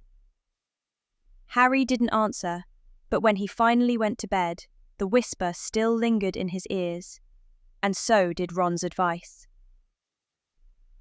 October passed in a blur of soggy Quidditch practices, Lockhart's unbearable pop quizzes, what is my favourite shampoo, and the quiet tension that never seemed to leave Hermione's eyes. Harry didn't hear the voice again, but he kept listening. In the corridors, in the common room, in the dark. Halloween finally arrived. The pumpkin lanterns floated low in the great hall, casting warm flickers over the golden plates. Laughter and the scent of spiced apple filled the air, but Harry's appetite was thin. His mind was still on the voice, the cold whisper he'd heard that night in detention. He hadn't heard it since, but the way it had slid under his skin. "You all right?" Ron asked, nudging him with an elbow. Harry shook his head slightly. "Just tired." Ron pointed at the dessert table. Chocolate cauldrons help, proven fact. Across the table, Hermione barely touched her plate. She smiled when spoken to, but it didn't quite reach her eyes. Her hair was tidier than usual, her posture more rigid. "I'm going to bed," she said suddenly, pushing back her chair. "It's early," Ron frowned. "I need to... just something I need to write." Harry blinked. "Homework? On Halloween?" Hermione gave a quick smile. "Something like that." Then she left, her bag clutched tightly to her side. The feast had ended. Students wandered in groups, full and happy, giggling as they snuck extra pumpkin pasties back to the dorms. Harry and Ron lagged behind, arguing over whether Lockhart had actually ever faced a vampire. "I'm telling you," Ron said, "he probably got that tooth off a souvenir cart." But Harry stopped walking. "Ron," he said quietly, "do you hear that?" A dripping sound. And then, rip, tear, kill. Harry spun toward a shadowed hallway. It had returned. The voice, but fainter, as if through water. "Did you hear that?" he hissed. Ron paled. "No, what?" Harry was already moving, down the corridor and around the bend. And then he stopped cold. The wall ahead glistened with something wet and red. Slashed in giant letters, it read, "The Chamber of Secrets has been opened. Enemies of the air, beware." And beneath it, stiff as stone and hanging by her tail from a torch bracket, Mrs. Norris. Ron caught up. Bloody hell. Footsteps echoed behind them. More students. Then gasps, screams. The hallway filled in seconds. A tide of students surged forward, some screaming, some laughing at first, then stopping cold when they saw the wall. Filch pushed to the front. "My cat, my sweet!" He collapsed to his knees. "She's dead! Murdered!" Professor McGonagall arrived first, her face pale as parchment. Behind her, Professor Snape moved like a shadow. Then Flitwick, Sprout, and finally, Dumbledore. The headmaster knelt beside Mrs. Norris, examining her with a calm that cut through the panic. "She is not dead," he said clearly. "Petrified." Snape crouched beside him. "Very advanced magic." McGonagall turned sharply. "Who found her?" Harry stepped forward. "I did. We did," he added, gesturing to Ron. "We were walking back from the feast." Dumbledore studied them, his gaze not accusatory, but careful. "And did you see anyone else in the corridor?" Harry hesitated. "No, but..." he swallowed. "I heard..." Something, a voice. It's hard to explain. Snape's eyes narrowed. A voice? Dumbledore stood. We will speak of that, but not here. He turned to the staff, moved the students back. Severus, Minerva, help Mr. Filch. Argus, she will be cared for. Filch nodded stiffly, still shaking.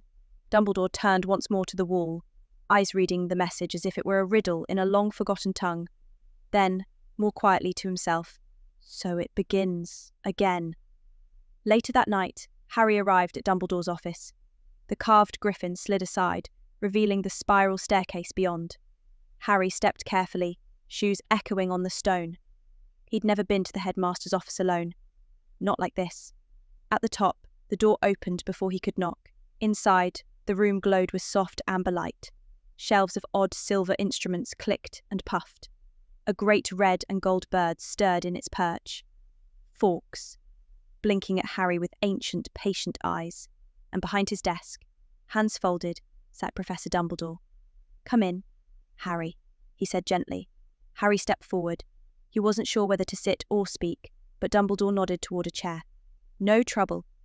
Only conversation. Harry sat, awkward in the high-backed seat. Dumbledore's eyes, clear, light, and far too knowing, watched him for a long moment, observing. You found the cat. Harry nodded. Mrs. Norris. And the writing. It was already there. I believe you, Dumbledore said, without pause. You've faced far too much danger already for me to think you'd start painting warnings in blood. Harry blinked. Sir, I heard a voice. Tell me. Harry described it, the cold whisper, the wet hunger in its words, how it seemed to move through the walls.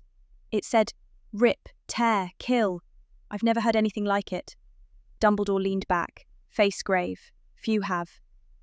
You know what it is? I suspect, but confirmation is difficult. He steepled his fingers. The last time the Chamber of Secrets was said to open, a student died. This time, I intend to stop it before it comes to that. Harry swallowed. Is that what this is? The chamber? Dumbledore nodded. The message on the wall. It is not idle threat. Someone or something believes itself heir to Salazar Slytherin. And it has begun. Silence stretched between them. I have instructed the staff to begin magical sweeps of the castle, Dumbledore continued. Every hallway, every classroom. We are expanding protective wards. Minerva is overseeing security rotations. Even Filch, though grieving, has insisted on patrolling. Harry hesitated. Shouldn't the school close? Dumbledore's gaze drifted toward the moonlit window. Perhaps, but not yet. The board is watching closely, and Hogwarts, for better or worse, is no stranger to danger. He turned back.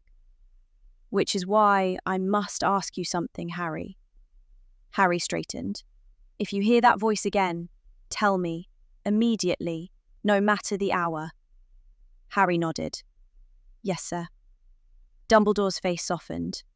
You are brave, but you are still a boy. You do not have to carry this alone. Harry's throat tightened. I told Ron. He wanted me to tell you. Then thank him for his wisdom. Dumbledore stood slowly. You may go, Harry. Rest. You'll need your strength. Harry rose. At the door he paused. Sir, he asked, do you think I'm connected to it? The chamber, somehow? Dumbledore's eyes met his. I think you are connected to many things, Harry, but not this. Not by choice, and certainly not by blood. He smiled, small and sad. Good night, Mr. Potter. The Gryffindor common room was quieter the next night. Whispers hung in the air like fog.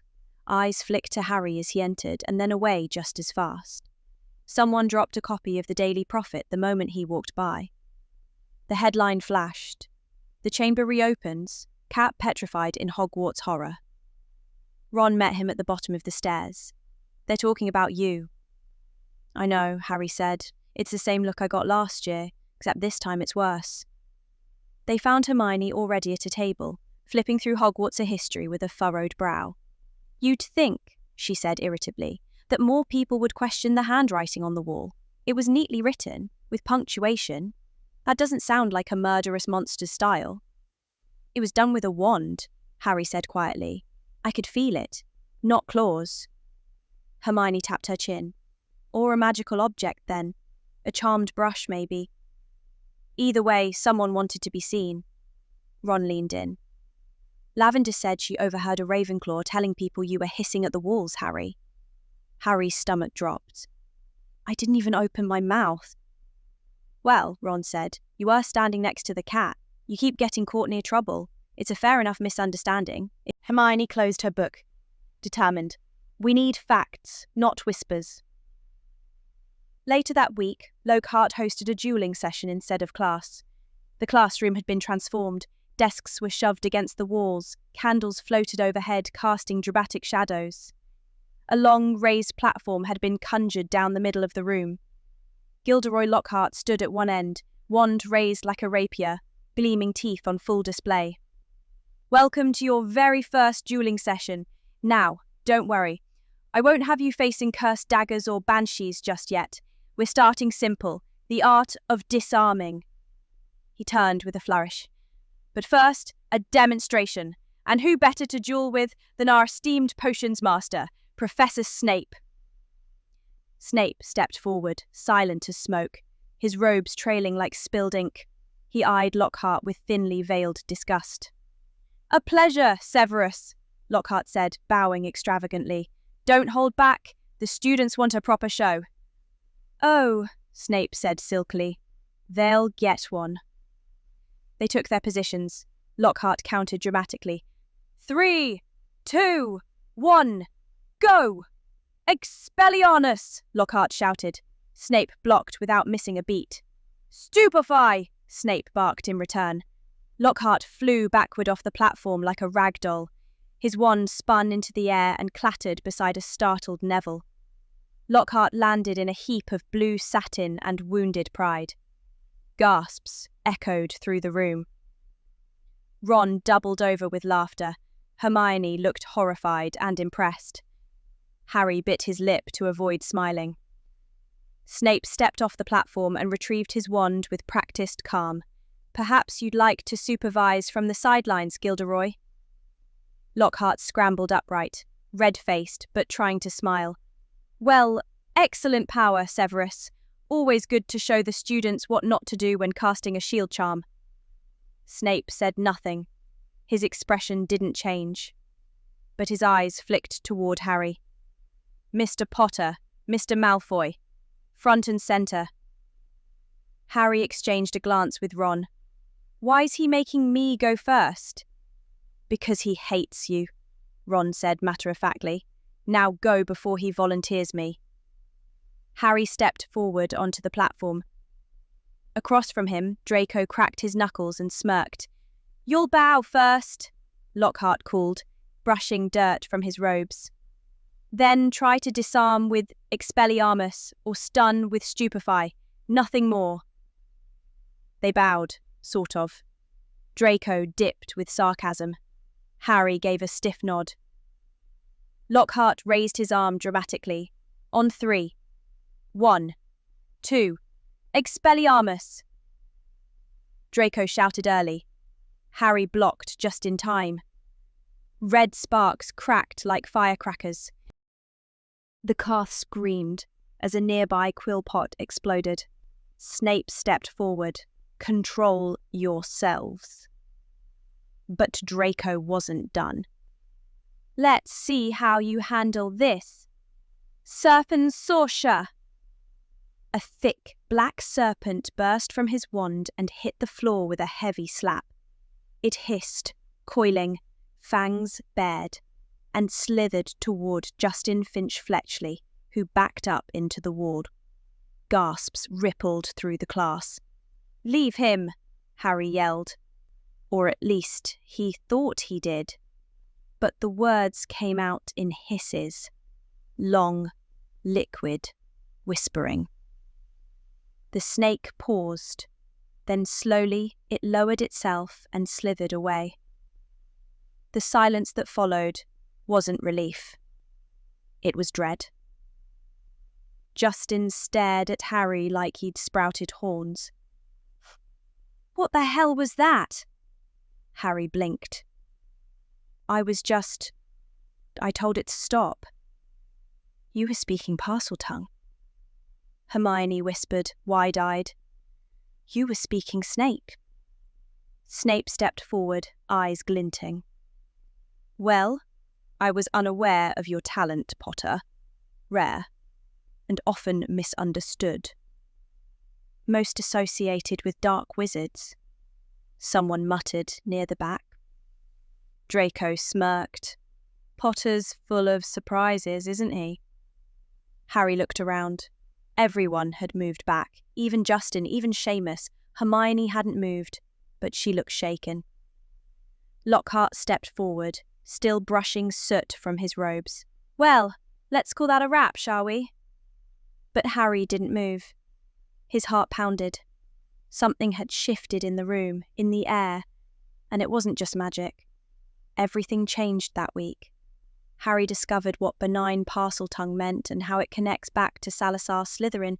Even Voldemort was a Parseltongue.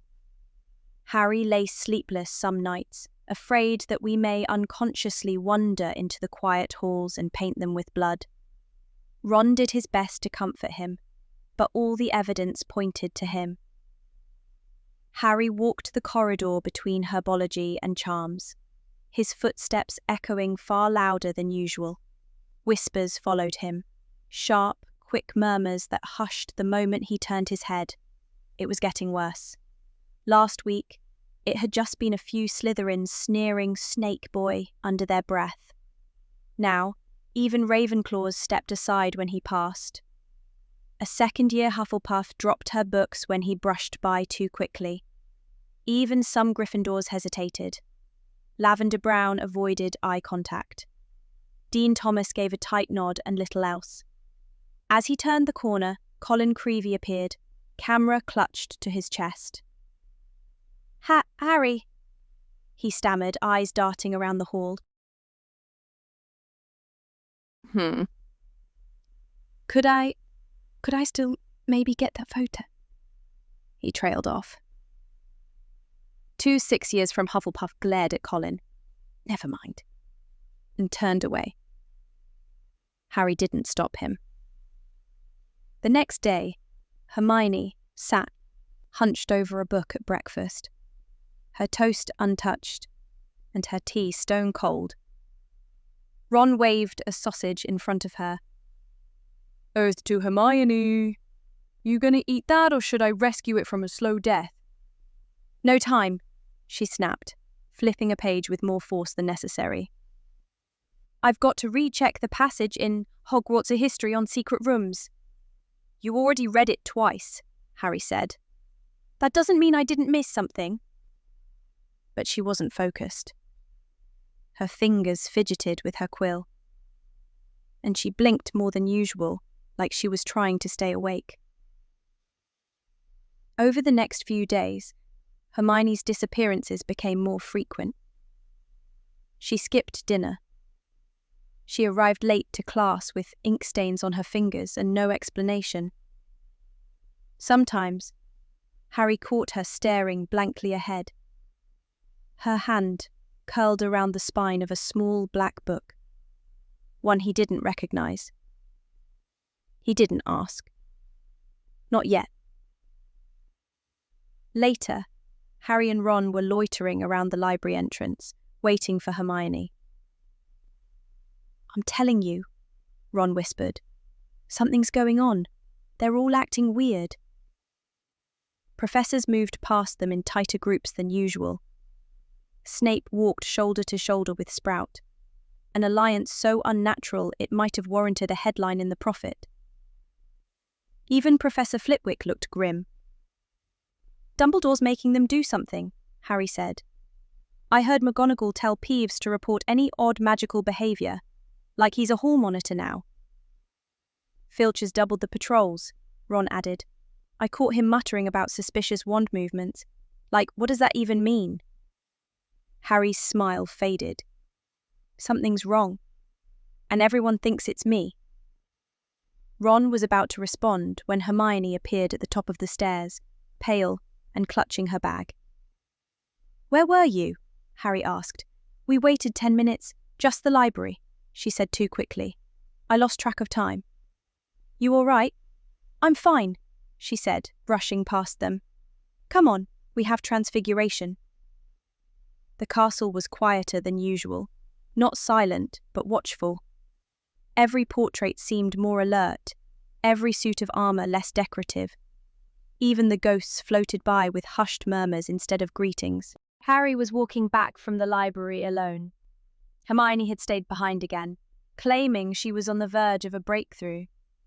Ron had fallen asleep in the common room beside a transfiguration book and a half-eaten cauldron cake.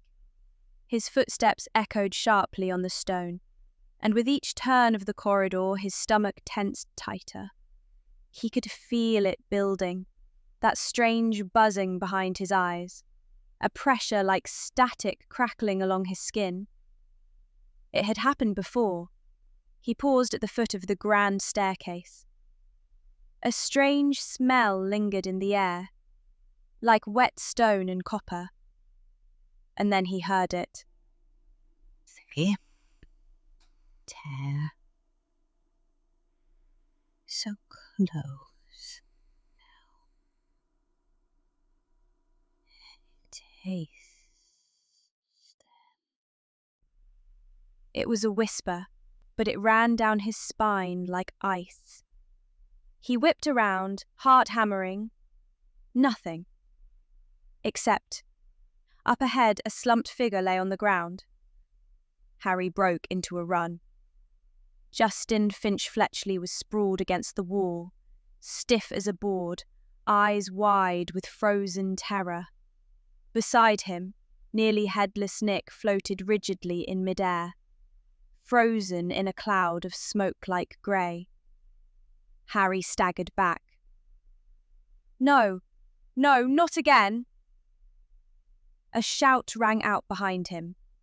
What's going on here? It was Peeves. A beat of silence.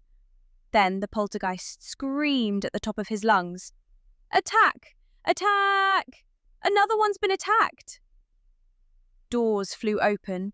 Students poured in from every direction. Within seconds, Harry was surrounded. Faces stared, fingers pointed. There he stood, alone beside two victims. Again. Dumbledore stood at the foot of the hospital wing stairs, his expression carved from stone. Not cold, but ancient, unreadable, as if he were holding back the tide of centuries in one long breath. Move back, all of you, McGonagall snapped, her usual composure stripped raw. She spread her arms to hold the crowd of students at bay, her tartan robes flaring as Madame Pomfrey floated Justin and nearly headless Nick to the beds behind the privacy screens. The air smelled faintly of iron and smoke. Merlin's beard. Second attack in 2 weeks. And him again. But Dumbledore didn't look at them. His gaze fell on Harry. Not accusing, not even surprised, just searching. Walk with me, he said gently, resting a hand on Harry's shoulder. They left the murmuring crowd behind and entered a long corridor lit only by flickering torchlight. Shadows danced on the walls, giving the stone a restless, breathing quality. They walked in silence for a stretch. Only the crackle of flame and the faint hum of castle magic broke the stillness. You were there again, Dumbledore said at last. His voice was low, but there was no judgment in it, only gravity, like a question wrapped in worry. Harry swallowed hard, hesitantly. I found them. I heard something. A voice. Dumbledore stopped, his robe settling around him like heavy curtains. Thoughtful. The same voice you heard before? Harry nodded, then added hesitantly. It's always right before it happens. Like it's hunting. Dumbledore studied him. Did it say anything new this time? Harry closed his eyes to recall it. Yes, it said, "Let me taste them." The silence that followed was heavier than words. Dumbledore didn't react with fear or shock, but his expression deepened and something flickered behind his eyes, sharp and ancient. "I see," he said finally. "And you've told no one else about this voice?" "I told Ron," Harry said quickly, "and Hermione knows something's wrong. But I haven't told a teacher. I didn't want to sound," dryly, "mad." Dumbledore finished with a note of dry sympathy. Many things that are true sound unbelievable, especially at Hogwarts. They resumed walking, now past the great hourglasses that marked house points. The gems inside shimmered faintly in the gloom, their magic dulled under the weight of recent fear. Harry looked up, concerned. "Do you know what's doing this, sir?" Dumbledore didn't answer right away. His steps slowed as they approached the wide arch leading to the entrance hall. The stone walls here bore cold draughts as though the castle itself were anxious. "No," he said finally, "but I fear the culprit is growing bolder, more reckless, and it no longer cares whether it is seen." From the shadows below, voices rose. Two men in crisp ministry robes were speaking with Professor Flitwick, their tones clipped and formal. Harry recognized one, a stern wizard from the Department of Magical Accidents and Catastrophes. Dumbledore's gaze lingered on them with quiet intensity. "There are voices at the ministry now calling for oversight," he said. "They want to send someone. For the students' safety." "Corlius, is that bad?" Harry asked. Dumbledore's mouth twitched, not quite a frown. "I do not fear their involvement, Harry. I fear their assumptions. They do not trust me, and worse, they do not trust each other. In that sort of environment, truth becomes a matter of convenience. They will look for someone to blame, and they will not be careful." Harry glanced down toward the officials. "Do you think they'll close the school?" "They'll threaten it," Dumbledore said. "And if another student is harmed, they may not threaten any more." He placed a hand on the banister, his blue eyes suddenly very tired. "This castle is old. It remembers things, some of them dark. We must be vigilant, Harry, and careful, especially now." Harry nodded, but deep down, something in him stirred, a feeling he didn't yet have words for. Not guilt, not dread, responsibility. As they parted ways, he glanced once more at the doors of the hospital wing. He knew this wasn't over, not even close. By the next morning, the castle walls felt closer somehow, tighter, more watchful. The whispers had changed tone. What once sounded like gossip now sounded like judgment. In the great hall, silverware clinked awkwardly as conversation twisted around one name. Harry Potter was there again, Ernie Macmillan declared over his porridge, not bothering to lower his voice. "That's twice now. It's not coincidence anymore. He has to be the heir of Slytherin." Several Hufflepuffs nodded. "Justin said Harry came right at him," Ernie added, moments before it happened. Across the Gryffindor table, Seamus leaned toward Dean. "He talks to snakes, remember? I saw it in dueling club. Parcel tongue, they call it. Only heirs of Slytherin can speak it. That's dark magic." Dean didn't respond. They didn't exactly look unconvinced either. Harry sat motionless, his spoon untouched. It felt like the air itself recoiled around him. Even a few first years avoided meeting his gaze.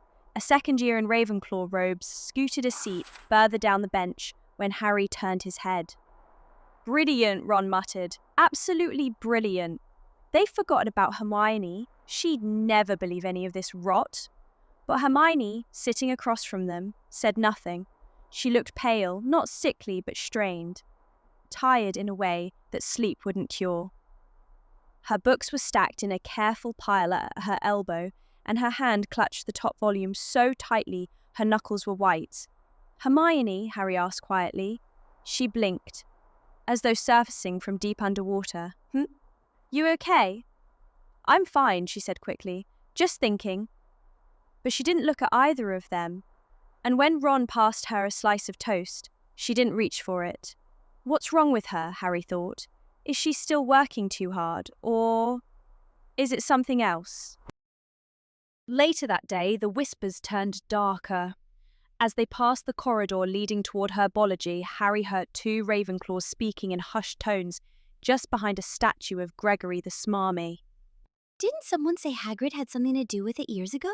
Yeah, you got it spelled right. My brother told me he had some monster hidden in the castle. Nearly killed a girl. Do you think it's back? Maybe he's helping it. Harry stopped in his tracks. His whole body went tense. He knew Hagrid. Hagrid had carried him from the rubble of a ruined house. Hagrid had made him tea when he was overwhelmed. Hagrid had cried when Harry got his wand. He wasn't a monster, and he'd never protect one. But then, the voice. Rip, tear, taste. It echoed again in Harry's memory, low and liquid, slithering through his veins like poison. Something was hunting, and it had no intention of stopping. The injustice of it all twisted in Harry's gut, his name being dragged through the mud, Hermione slipping away into silence, Hagrid's past being dug up like bones in a forbidden forest. And the worst part? No one knew who was next. The Gryffindor common room flickered with firelight, shadows dancing along the stone walls. Most students had gone to bed, but Harry and Ron sat curled in opposite chairs near the hearth. Their voices low. We still don't know who the heir is, Ron muttered, poking the embers with the fire iron. Could be anyone. And now everyone's looking at you like it's you. Harry frowned. It's not just the parcel tongue, it's the attacks. I keep being close by. It's like I'm caught in the wake of it. Ron leaned forward. You think it's Malfoy? I don't know, but he's proud of being a Slytherin. Acts like he knows more than he says. Ron snorted. Wouldn't surprise me if his family had the chamber's floor plan tucked behind a portrait. They fell quiet. The fire hissed. Weasley twins, back from reconnaissance, Fred announced, suddenly perched on the back of the couch. George sat beside him, holding half a chocolate frog. We couldn't help overhearing, George added. Because you're terrible at whispering. Harry sat up. Did you hear? All of it, Fred said. Slytherin heir, suspicious Malfoy, no plan. George leaned in. Which is where we come in. Ron rolled his eyes. You're not going to hex him, are you? Fred looked scandalised. No, we're going to trick him. With a bit of old-fashioned deception. Polyjuice potion, George said. Or someone's face. Ask the right questions. Find out what Draco really knows. Happy blinked. You've done that before? No, Fred admitted, but we've talked about it, and we have parchments full of notes on how to brew it. Ron's eyebrows rose. Brilliant. Fred grinned. Do it close to Christmas. Half the castle clears out. Less chance of being caught. George added, and if something goes wrong, you've got the holidays to grow your eyebrows back.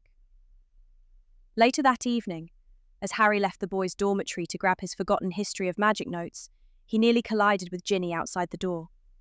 Oh, sorry, Harry said. Didn't see you there. Ginny looked pale. She twisted the sleeve of her jumper in her hands. Harry, can I talk to you? He nodded, concerned. Sure. She led him a few steps down the corridor, where no portraits lingered. It's Hermione, she said. Something's wrong. Harry stiffened. Wrong how? She's been acting strange. Like whispering to herself when no one's around. Drawing things, weird things. Plumbing, pipes, diagrams of sinks. And labelling it home. Harry's mouth went dry. It's all in that black book, Ginny continued. She hides it when people walk past. It's very strange. Harry looked at her. She wasn't being dramatic. She looked scared. I thought at first she was just stressed, but now... Ginny hesitated. Now she is acting more weird than ever, almost disturbed. Harry's pulse quickened. He remembered the way Hermione had brushed him off lately. Her sharp tone, the tired look in her eyes, the notebook she never let go of. She won't talk to us, Harry said slowly. Me or Ron. She's been distant. I thought maybe she just needed space, but it's like something's gotten into her head. Thank you for telling me. I'll keep a close eye on her from now on. She nodded, turned, and left, her footsteps quickening toward the stairwell. The broken sink dripped steadily. Steam clung to the cold mirrors. Myrtle's usual wails were blessedly absent. She'd fled the moment the cauldron started bubbling last week. Harry stirred the thick, sludgy potion with a wooden ladle that had seen far too many misadventures already. The colour was wrong. Again. Still looks like overcooked porridge, Ron muttered, peering in. Smells worse than the troll's bathroom too. The bathroom echoed with silence, save for the bubbling and the faint rustle of their notes. Do you think this is even going to work? Ron asked, slumping against the wall. I mean, you sure that's a rat spleen, not a kidney? Harry didn't answer at first. He was watching the door, watching for footsteps, watching for Hermione, even though he knew she wouldn't come. Ginny had told them this place would be safe. Myrtle wouldn't talk, and no one else would come near the lav marked with out of order. But Hermione, they had asked her. We could use your help, Harry had said, voice quiet, hoping something, anything, would break through her strange detachment. She'd only blinked at them, as though the words meant nothing, like she wasn't fully there. I don't like this, Harry muttered now, finally. She didn't even argue. Hermione always argues. Ron twisted a bit of his sleeve. Hair. It's like, I don't know. Something's got into her. And not just stress. She's wrong lately. She's not sleeping. Her eyes are darker every time I see her, Harry said. And that notebook she carries. She keeps turning away when I look at it. Ron was quiet for a long moment. Do you think she's pursed? He asked, voice barely above a whisper.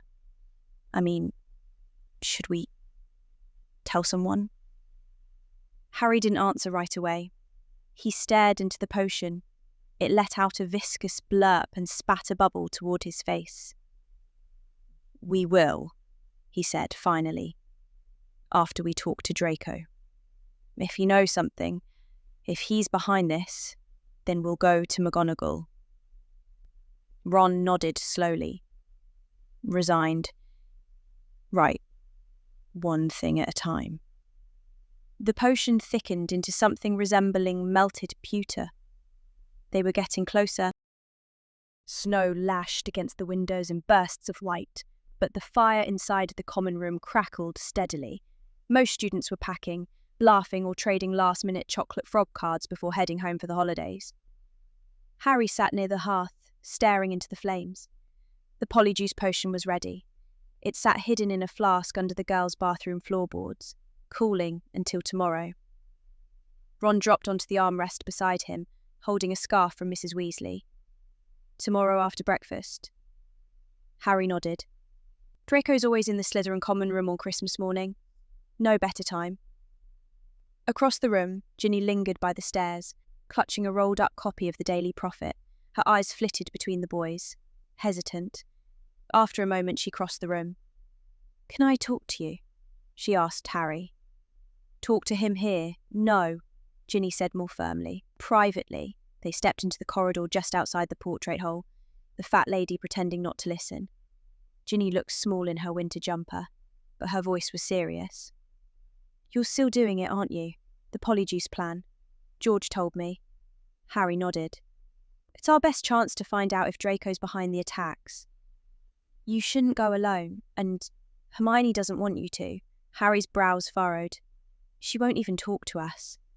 "I know, but she's scaring me, Harry." Ginny's eyes darkened. "She's not sleeping," she mutters to herself. Her hands shake sometimes. She's been writing in that notebook so much the corners are worn off. Harry swallowed. He had noticed the same. "She's not just tired," Ginny whispered. "Something's wrong. Something dark." "I know," Harry admitted. "That's why we have to do this. If Draco knows anything, we'll bring it to McGonagall." Ginny didn't look convinced, but she stepped back. Another thing, I followed her a couple of times. I saw her in the girls' bathroom yesterday, staring at the sink for 10 minutes. All of it makes me uneasy. Be careful, Harry. I will, and we'll figure this out, Ginny, promise. The bathroom was colder than usual. Myrtle had floated through the pipes humming an eerie carol before vanishing back into the drains. Steam rose from the cauldron nestled beside the cracked sink. Ron wrinkled his nose. It smells like boiled cabbage and feet. Harry ladled the thick, bubbling potion into 2 small goblets. You sure about this? Ron took his with a grimace. Well, we already brewed it. Would be a shame to let it go to waste. They clinked goblets as if they were butterbeer, then drank. Ron doubled over first.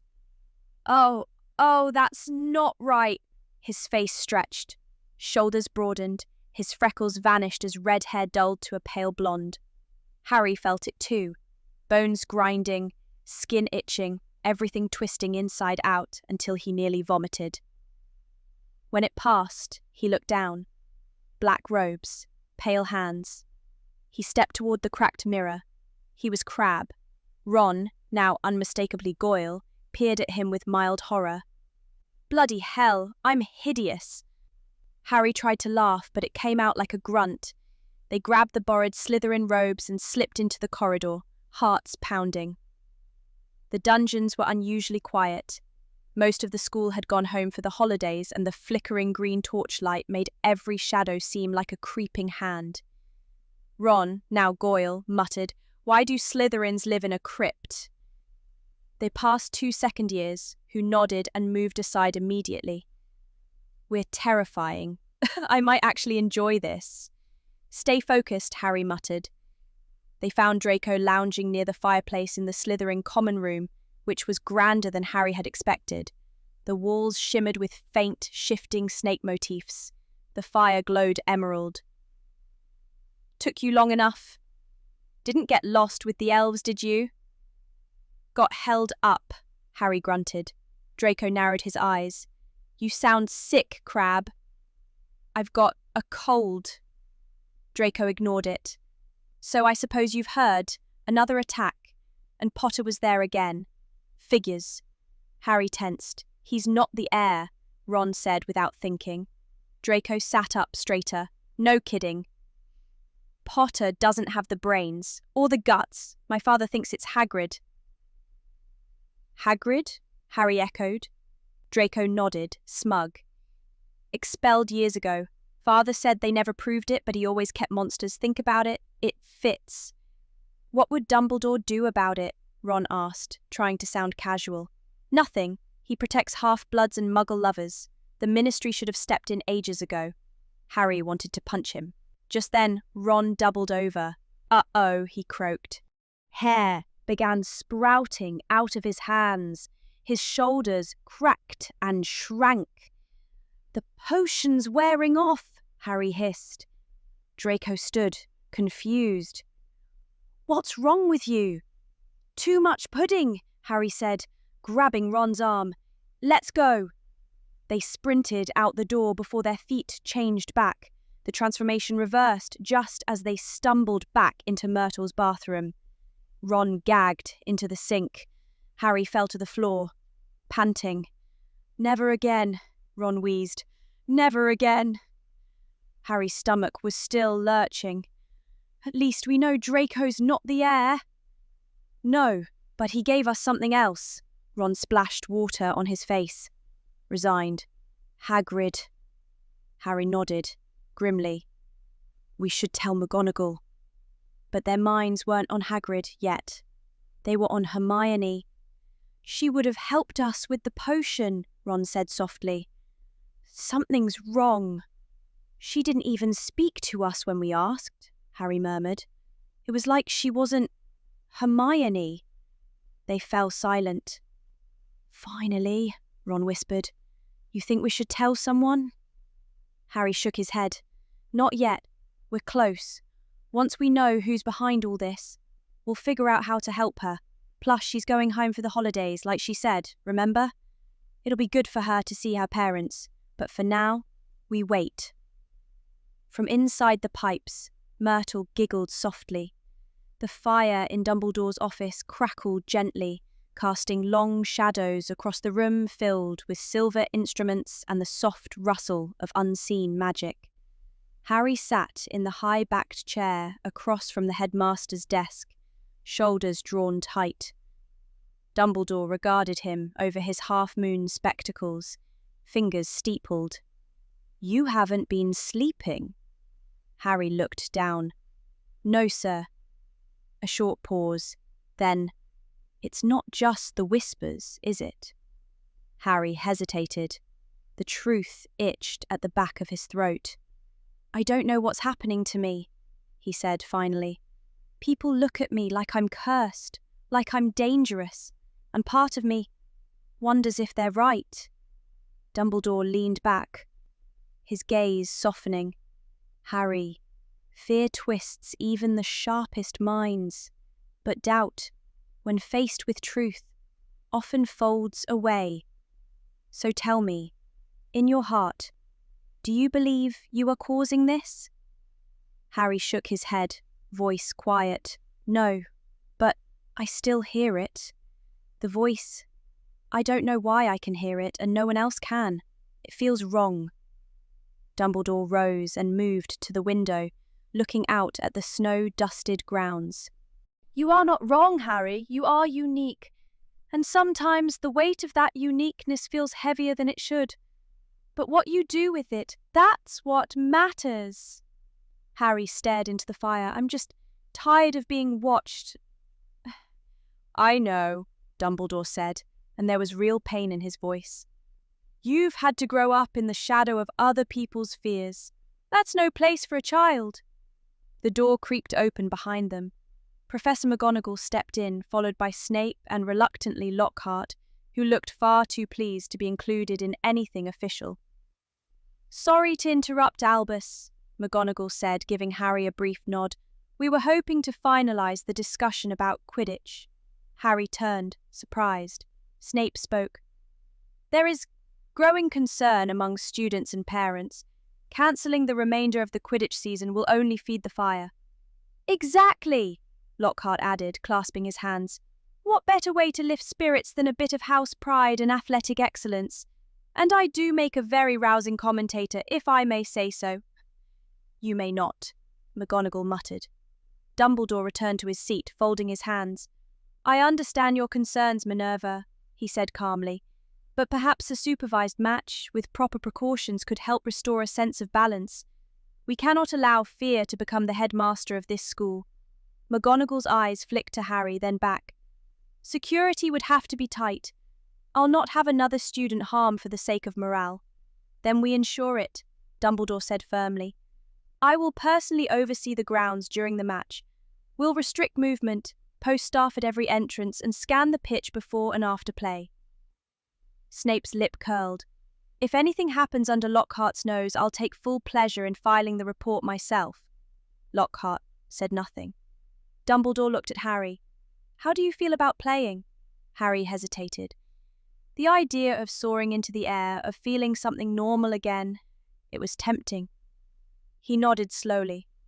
"I think it might help. Everyone." McGonagall sighs.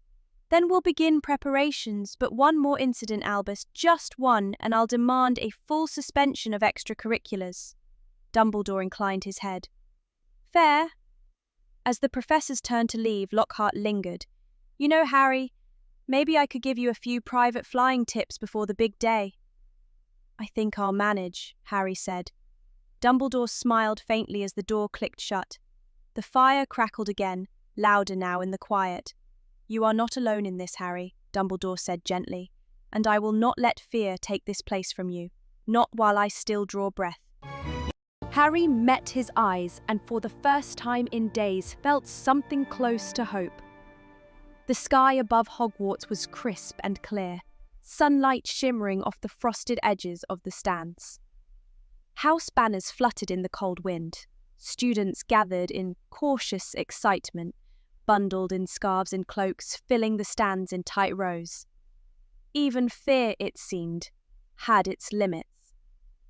Harry stood in the Gryffindor changing room, tugging on his scarlet robes with numb fingers. He reached into his trunk and pulled out the gloves.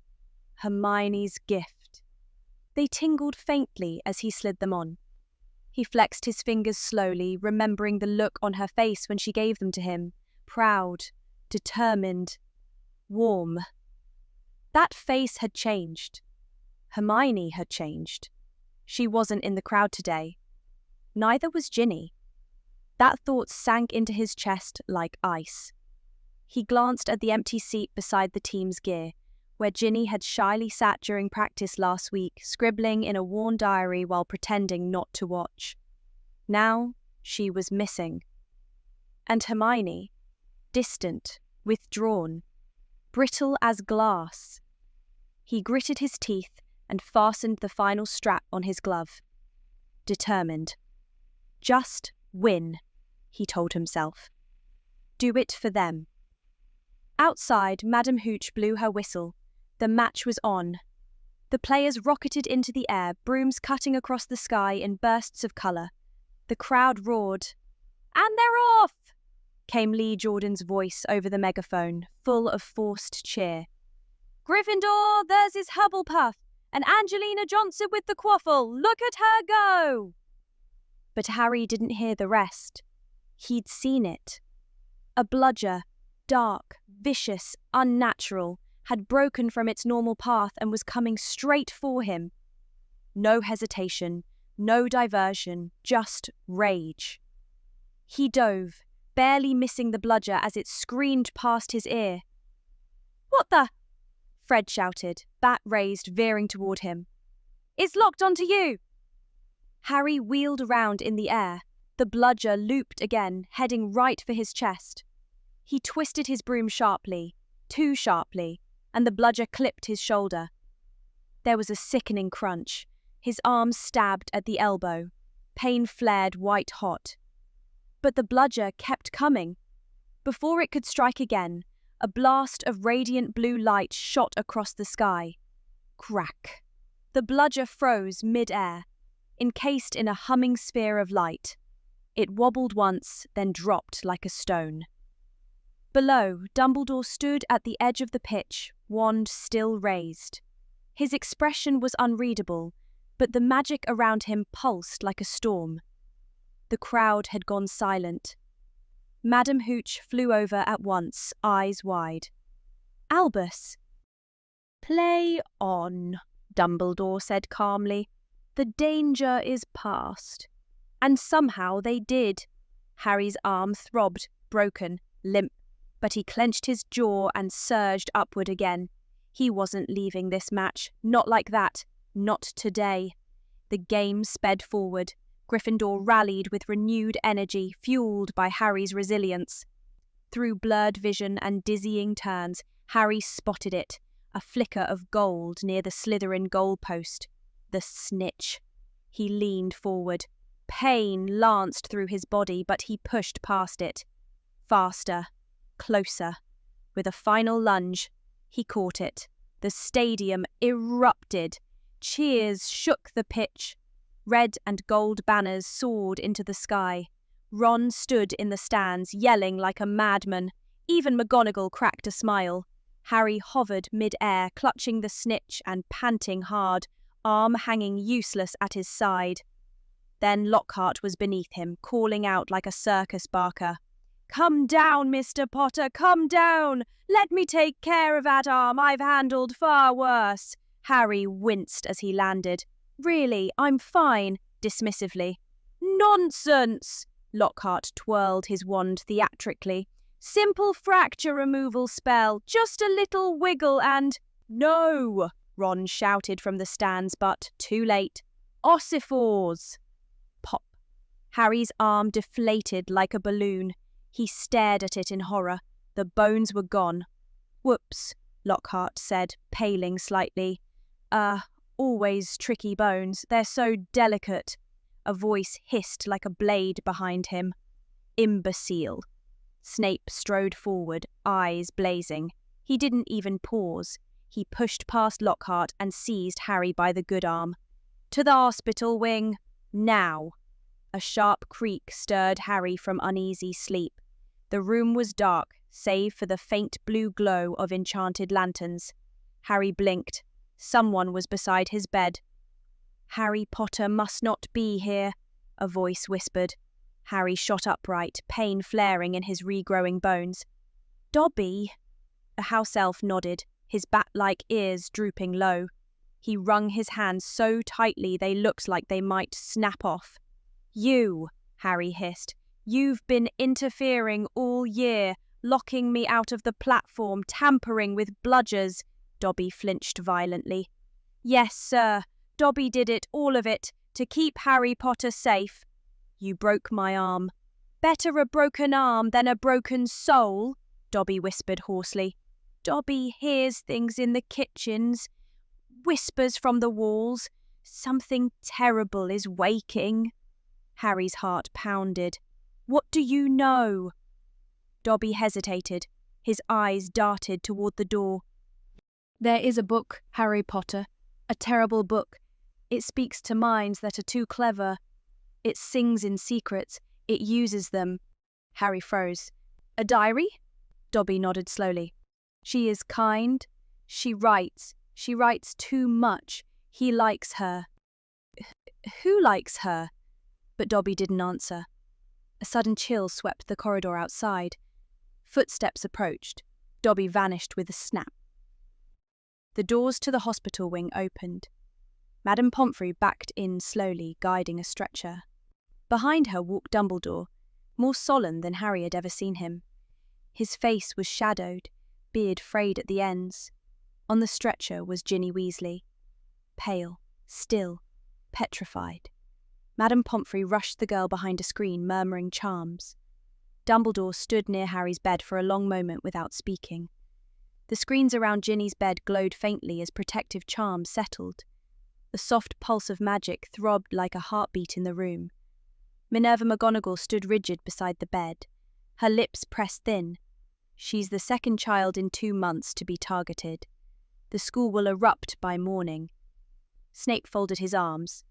The school is already fractured, Minerva. Panic has simply learned how to whisper. Lockhart stepped forward, arms crossed dramatically. "If I'd been on patrol tonight, none of this would have happened. I've dealt with petrification hexes before, of course. Tricky things, but I've always said vigilance is 9/10 of—" "Oh, do be quiet," Snape snapped, his voice sharp as a whip crack. Lockhart blinked. "I beg you weren't even aware a student was missing," Snape said icily. "You are as useful in these matters as a self-stirring cauldron without ingredients." Lockhart puffed up. "I'll have you know." "That will do, Severus," Dumbledore said quietly. His voice cut through the tension, soft but unyielding. He stepped forward, gaze heavy on Ginny's unmoving form. Then he turned to the others. "You have done what you can. Now rest, all of you. I will remain with her a while longer." McGonagall hesitated, eyes flicking to Ginny with motherly concern, then nodded. She took Lockhart by the elbow and steered him away. Snape lingered a moment more, his eyes unreadable, then turned on his heel and swept out. Only then did Dumbledore walk toward the far bed, where Harry lay, eyes closed but clearly tense. "You needn't pretend, Harry," Dumbledore said, settling in the chair beside him. "I know you're awake." Harry opened his eyes, slowly. The room felt quieter now, more real. "She tried to stop it," he whispered. "I think she knew something." "I believe so too," Dumbledore said gently. "She showed great courage, and now she pays the price for it." Harry's fists clenched under the blanket. "I should have done more." "No," Dumbledore said. "You have done exactly what was right. You listened, and you tried to understand. That is more than most adults manage."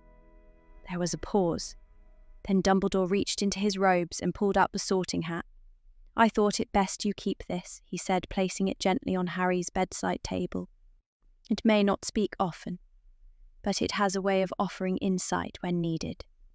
Harry glanced at the battered hat, confused. "Inside?" he asked. Dumbledore shook his head. "Nothing you need to concern yourself with now." Only should you find yourself in great danger, speak to it. There was something strange in his voice. Not secrecy, but hope, veiled in caution. Then Dumbledore's face hardened slightly. I must also tell you something else. The Ministry has decided to act. They are sending someone to remove Hagrid by morning. Old rumours, long buried, have been stirred back to life. Harry shot up in bed. What? But Hagrid didn't... No, Dumbledore said, he didn't. His voice was still calm, but there was steel underneath. They do not care. They want someone to blame, someone visible. And Hagrid is both large and easy to misjudge. He rose to go. Harry called after him. Are you going to stop them? Dumbledore turned back. I will do what I can. But if I am removed, you must continue looking, Harry. Quietly, carefully. Harry nodded, heart pounding. As Dumbledore reached the door, he paused. Courage is not always a roar, Harry. Sometimes it is the quiet promise that you will try again tomorrow. And with that, he disappeared into the dark hall beyond the torchlight. The door clicked shut behind Dumbledore, and the silence in the hospital wing deepened, thick as fog. Harry stared at the sorting hat beside him, but it offered nothing, not a sound, not a whisper. Ginny lay just feet away, motionless behind the screens. Somewhere in the castle, Hermione was likely curled up in bed, the diary still hidden in her bag, or clutched in her hands. Something was wrong. He'd known it for weeks now, and so did Ginny. He should have been watching closer. He knew Ginny was scared out of her mind, but he didn't do enough. He could have done more. She promised her so. And the diary, he'd seen the way her eyes blazed over when she talked about it, or didn't talk about it. It was controlling her. He didn't know how, but he was sure of it now. No more waiting, Harry thought. No more whispering voices and closed doors. Tomorrow morning, before Hermione woke, he'd find the diary, take it, read it if he had to, and if he was wrong, he wasn't. Whatever's inside that book, it's not just ink and parchment, it's part of this. And he was going to find out what, even if it meant losing her trust. He owed it to Ginny. He owed it to Hermione. He owed it to all of them. The castle outside was still wrapped in night, its towers lost in a winter fog. But inside the hospital wing, the lamps flickered low, casting long shadows across the room. Harry swung his legs over the side of the bed and stood, careful not to wake Madame Pomfrey, who was slumped in the chair behind the curtain, snoring lightly. He was still in his Quidditch gear, his arm in a sling, robes creased, his enchanted gloves tucked back on instinct. The thestral hide tingled faintly against his fingers. He quietly stepped into the Gryffindor common room, where he found Hermione curled up near the fireplace. Her school bag was beneath her, slightly open. I'm sorry, Harry thought. He crouched, easing the bag out carefully. The diary was there. Black, smooth, ordinary at first glance. But the moment his fingers closed around it, the gloves pulsed hot, like needles pierced his hand. A crackling pain lanced up his arms, so sharp and unnatural that he nearly cried out.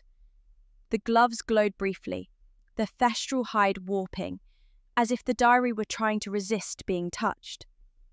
Harry yanked the gloves off with a gasp, tossing them aside. They landed smoking, the unicorn hair inside hissing. He clutched the diary bare-handed now, and the pain was gone, but his breath still came hard. He didn't wait. Tucking it under his arm, he slipped silently up the stairs to his dormitory. Harry sat at the edge of his bed, the black diary before him, looking far too normal for something so dangerous. He opened it. Blank.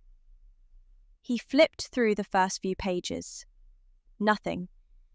Then he dipped his quill in ink and scrawled, "Hello?" The ink soaked into the page and vanished. Harry waited. Then, slowly, as though the book were breathing back, "Hello, Harry Potter." His fingers tightened on the quill. "Who are you?" "My name is Tom Marvolo Riddle. I'm a memory, a shadow of a boy who once lived, kept alive here in ink and thought." Harry stared. "A memory? Did you know Hermione Granger?" A pause. "Not personally, but I've watched. She found this diary, didn't she?" "Yes, she was acting strange." "Is that your fault?" "She read my story, that's all." Some truths are difficult to face, especially at Hogwarts. Harry frowned. "What truths?" "About the Chamber of Secrets, about the creature inside, about what happened the last time it was opened." His pulse quickened. "You know who did it?" "I do. I caught..." I do. "I caught him." A long silence. Then, softly, "Would you like to see?" The ink bled and bloomed across the page. Letters became shapes, shapes became shadows, and Harry fell forward into time. Colours swirled and reformed. Harry blinked and found himself standing in a corridor that looked both familiar and off. The stones were less worn, the torches burned lower. The air had a cold, preserved quality, like a photograph come to life. A boy stood in the middle of the corridor, arms crossed behind his back. His Hogwarts robes were pressed, his hair carefully parted. He turned, and Harry saw the face of a 16-year-old Tom Riddle. Composed, polite, a prefect's badge gleamed on his chest. Tom moved with careful precision, not seeing Harry, of course. This was a memory. Harry followed him through the echoing corridors. Riddle stood before the desk, hands neatly clasped. "I'm sorry to disturb you, Professor Dippet," he said, voice soft but steady. Armando Dippet looked weary. "What is it, Tom? I just wanted to ask whether you'd reconsider staying at Hogwarts over the summer." "I'm afraid not. The attacks have caused too much panic. The governors insist we close if there's another." Riddle's smile flickered, just for a heartbeat. "I understand," he said. "I was only hoping." His disappointment seemed genuine, even to Harry. The memory jumped. Now it was night. Riddle crept along the shadows with deliberate steps, clutching a boxy black journal, the diary. His eyes gleamed, searching. He paused outside a door. From within, a strange shuffling sound. Riddle slowly opened it. Inside was a young Hagrid, gangly and awkward, cradling a large wooden crate. The lid shifted, and something inside hissed. "Get out of here, Tom," Hagrid said, eyes wide. Riddle didn't move. "I'm sorry, but it's gone too far. There's been another attack." "It wasn't him," Hagrid said quickly. "Aragog wouldn't hurt no one, not unless he was threatened." "Monsters don't always need a reason," Riddle said softly. He drew his wand. "Don't!" Hagrid lunged. The crate tipped. Something huge and many-legged scuttled out, too fast to see. There was a flash of light. A scream, not from Riddle, but echoing down the hall. In the aftermath, Riddle stood once more in front of Dippet and a few stiff-faced teachers. "I found the culprit," he said calmly. "Hagrid was raising a giant spider. I caught him trying to release it." Voices buzzed around the room, nods, stern mutterings. Dippet looked stricken. "Then it's settled. The creature's gone. Perhaps now the attacks will stop." Tom bowed his head modestly. Harry sat upright on his bed, breath shallow, skin clammy beneath his Quidditch gear. How did he get here? The diary lay beside him, silent and cold, yet pulsing in his thoughts. What he had seen, He reached for his gloves again, fingers still aching from the earlier shot. The dawn was dim, the last embers in the fireplace downstairs casting orange flickers on the walls. That's when he noticed her. Hermione stood at the foot of his bed, utterly still. Her eyes, usually alert and analytical, were glassy and empty. Her hair was limp around her face and her skin was almost too pale under the moonlight. Hermione? She didn't blink. You opened it, she said softly. No inflection, no warmth, just fact. Harry's throat tightened. Yeah, I had to. I saw something, I saw... Give it back. Her voice was sharp now, not pleading, demanding.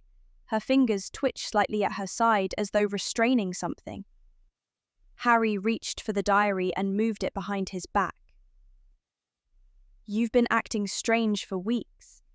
This book, it's done something to you. I can't give it back. Hermione's eyes didn't waver. Her voice dropped colder now. I wasn't asking. Her wand was in her hand. Harry hadn't even seen her draw it. He shifted back, heart pounding. Hermione, we can talk about this. Expulso. Boom. The blast hit Harry's bed like a thunderclap. Wood, sheets, and scorched feathers exploded outward. Harry dove to the side just in time, the shockwave knocking him flat against Ron's trunk. Smoke filled the room. One of the bedposts smashed into the wall with a sickening crack. Dean shouted, Seamus fell out of bed. Neville screamed. Ron, startled and half asleep, grabbed his wand with a yelp. What the bloody... But Hermione didn't flinch. She stepped over the debris, calm as a winter breeze, and plucked the black diary from the drawer Harry had stashed it in. Then she turned and walked out of the room without a word, smoke curling in the space where she had stood. Harry coughed, staggered to his feet. She took it, Ron helped him up. What the hell was that? Harry didn't answer. He was still staring at the doorway, at the spot where she had stood. We have to figure out what's going on and get that diary back, Harry said. We'll go to Hagrid's, Ron said. He was blamed for this once. Maybe he knows what's really going on. Harry grabbed his gloves, cloak, wand, and the sorting hat. The forbidden forest loomed like a wall of shadow as Harry and Ron scurried beneath the invisibility cloak, careful not to let their feet splash in the wet grass. The wind cut low and sharp. Fang barked once inside the hut, but quieted when Hagrid's heavy steps thudded toward the door. Harry slipped off the hood as Hagrid opened it. Hagrid, he whispered. The half-giant blinked. What are you two doing here? We had to talk to you, Ron said quickly. It's Hermione. She's not herself, and something's really wrong. Sirius, we need to know what happened. Years ago. The first time the chamber was opened. Hagrid's face paled beneath his beard. I figured it might come to this, he said, stepping back. Come in, quick. They ducked inside. The hut was warm, cluttered with kettles and crossbows. A chipped mug trembled in Hagrid's hand as he poured himself tea, then set it down without drinking. It was 50 years ago, he said quietly. Kids were being hurt, same as now. Everyone thought it was a monster. No one knew what. I had a pet then, Aragog. Big spider, still young. Scared thing, wouldn't hurt nobody. Ron turned green at the word spider. They thought it was him, Hagrid continued. Found him in the castle. I'd been keeping him hidden in a cupboard. They said I set the beast loose. They expelled me. But it wasn't Aragog, Harry said. No, I've always known that, but no one listened. A knock rattled the door. Hagrid froze. It's time. Harry and Ron backed toward the corner and pulled the cloak over themselves just as the door creaked open again. Dumbledore entered, followed closely by Lucius Malfoy and 2 ministry officials in storm-grey cloaks. Hagrid, Dumbledore said softly. Coldly, by order of the Minister of Magic, Rubeus Hagrid is to be taken into temporary custody until the culprit responsible for these attacks is found. For the safety of the school. I've done nothing wrong, Hagrid said, trembling, pleading. Nothing. Nothing provable, Lucius sneered. But the school can't afford more mistakes. Well, let's go, grunted one of the officials. Hagrid's eyes searched the hut, lingered for a moment near the fireplace, though not truly seeing them.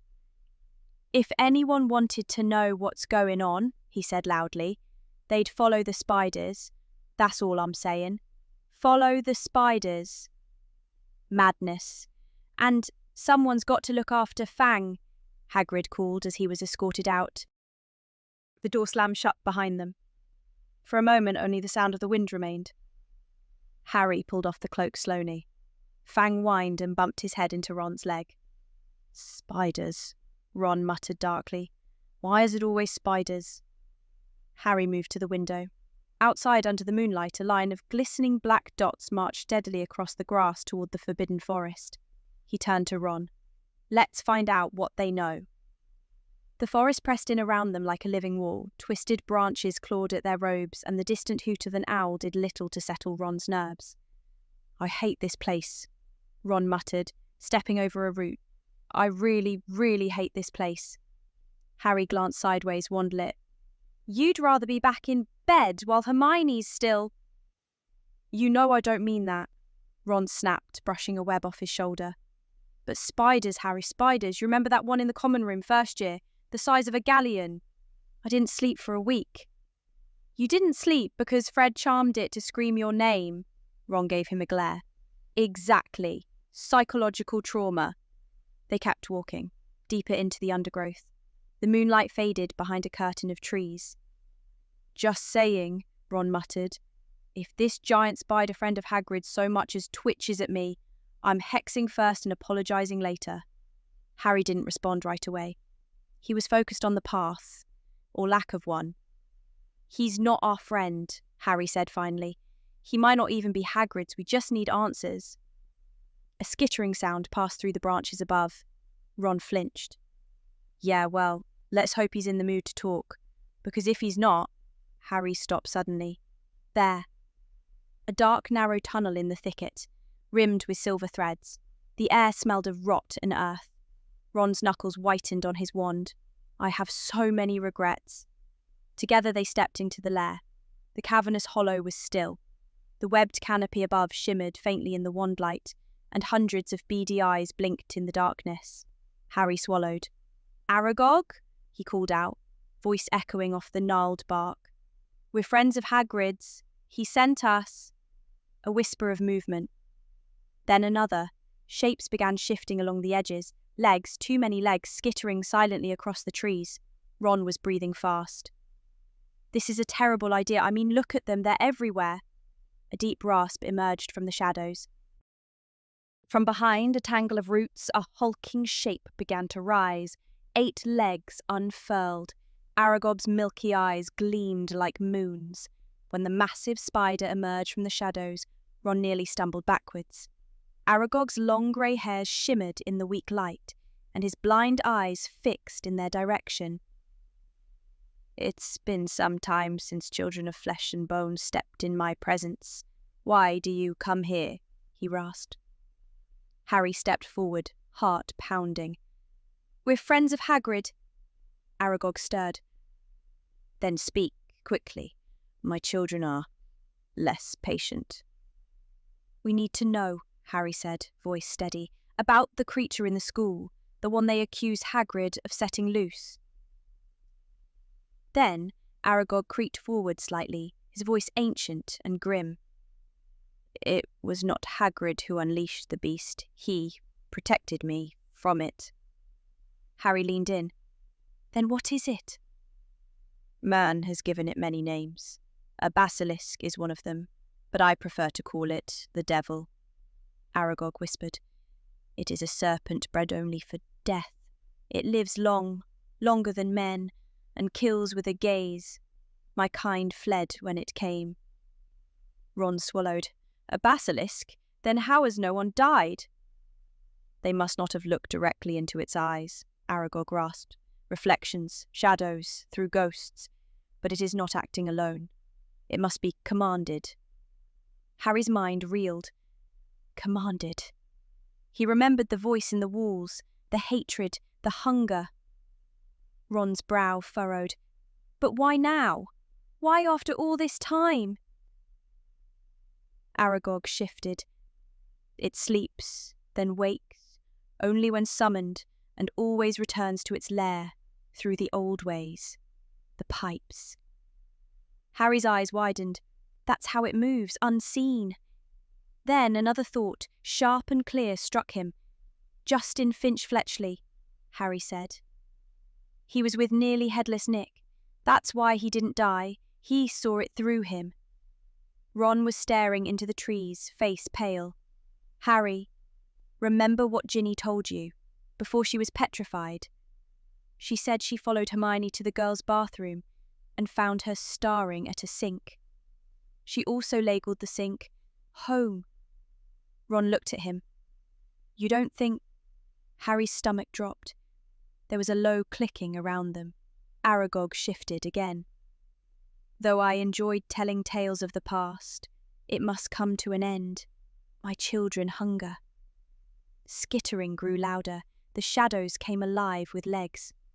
Run! Ron shouted. Then, crashing branches, blazing headlights, the Ford Anglia tore into the hollow, doors swinging open.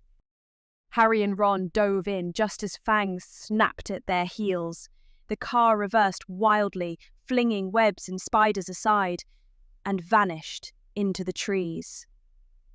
The enchanted car skidded to a halt just beyond the forest's edge.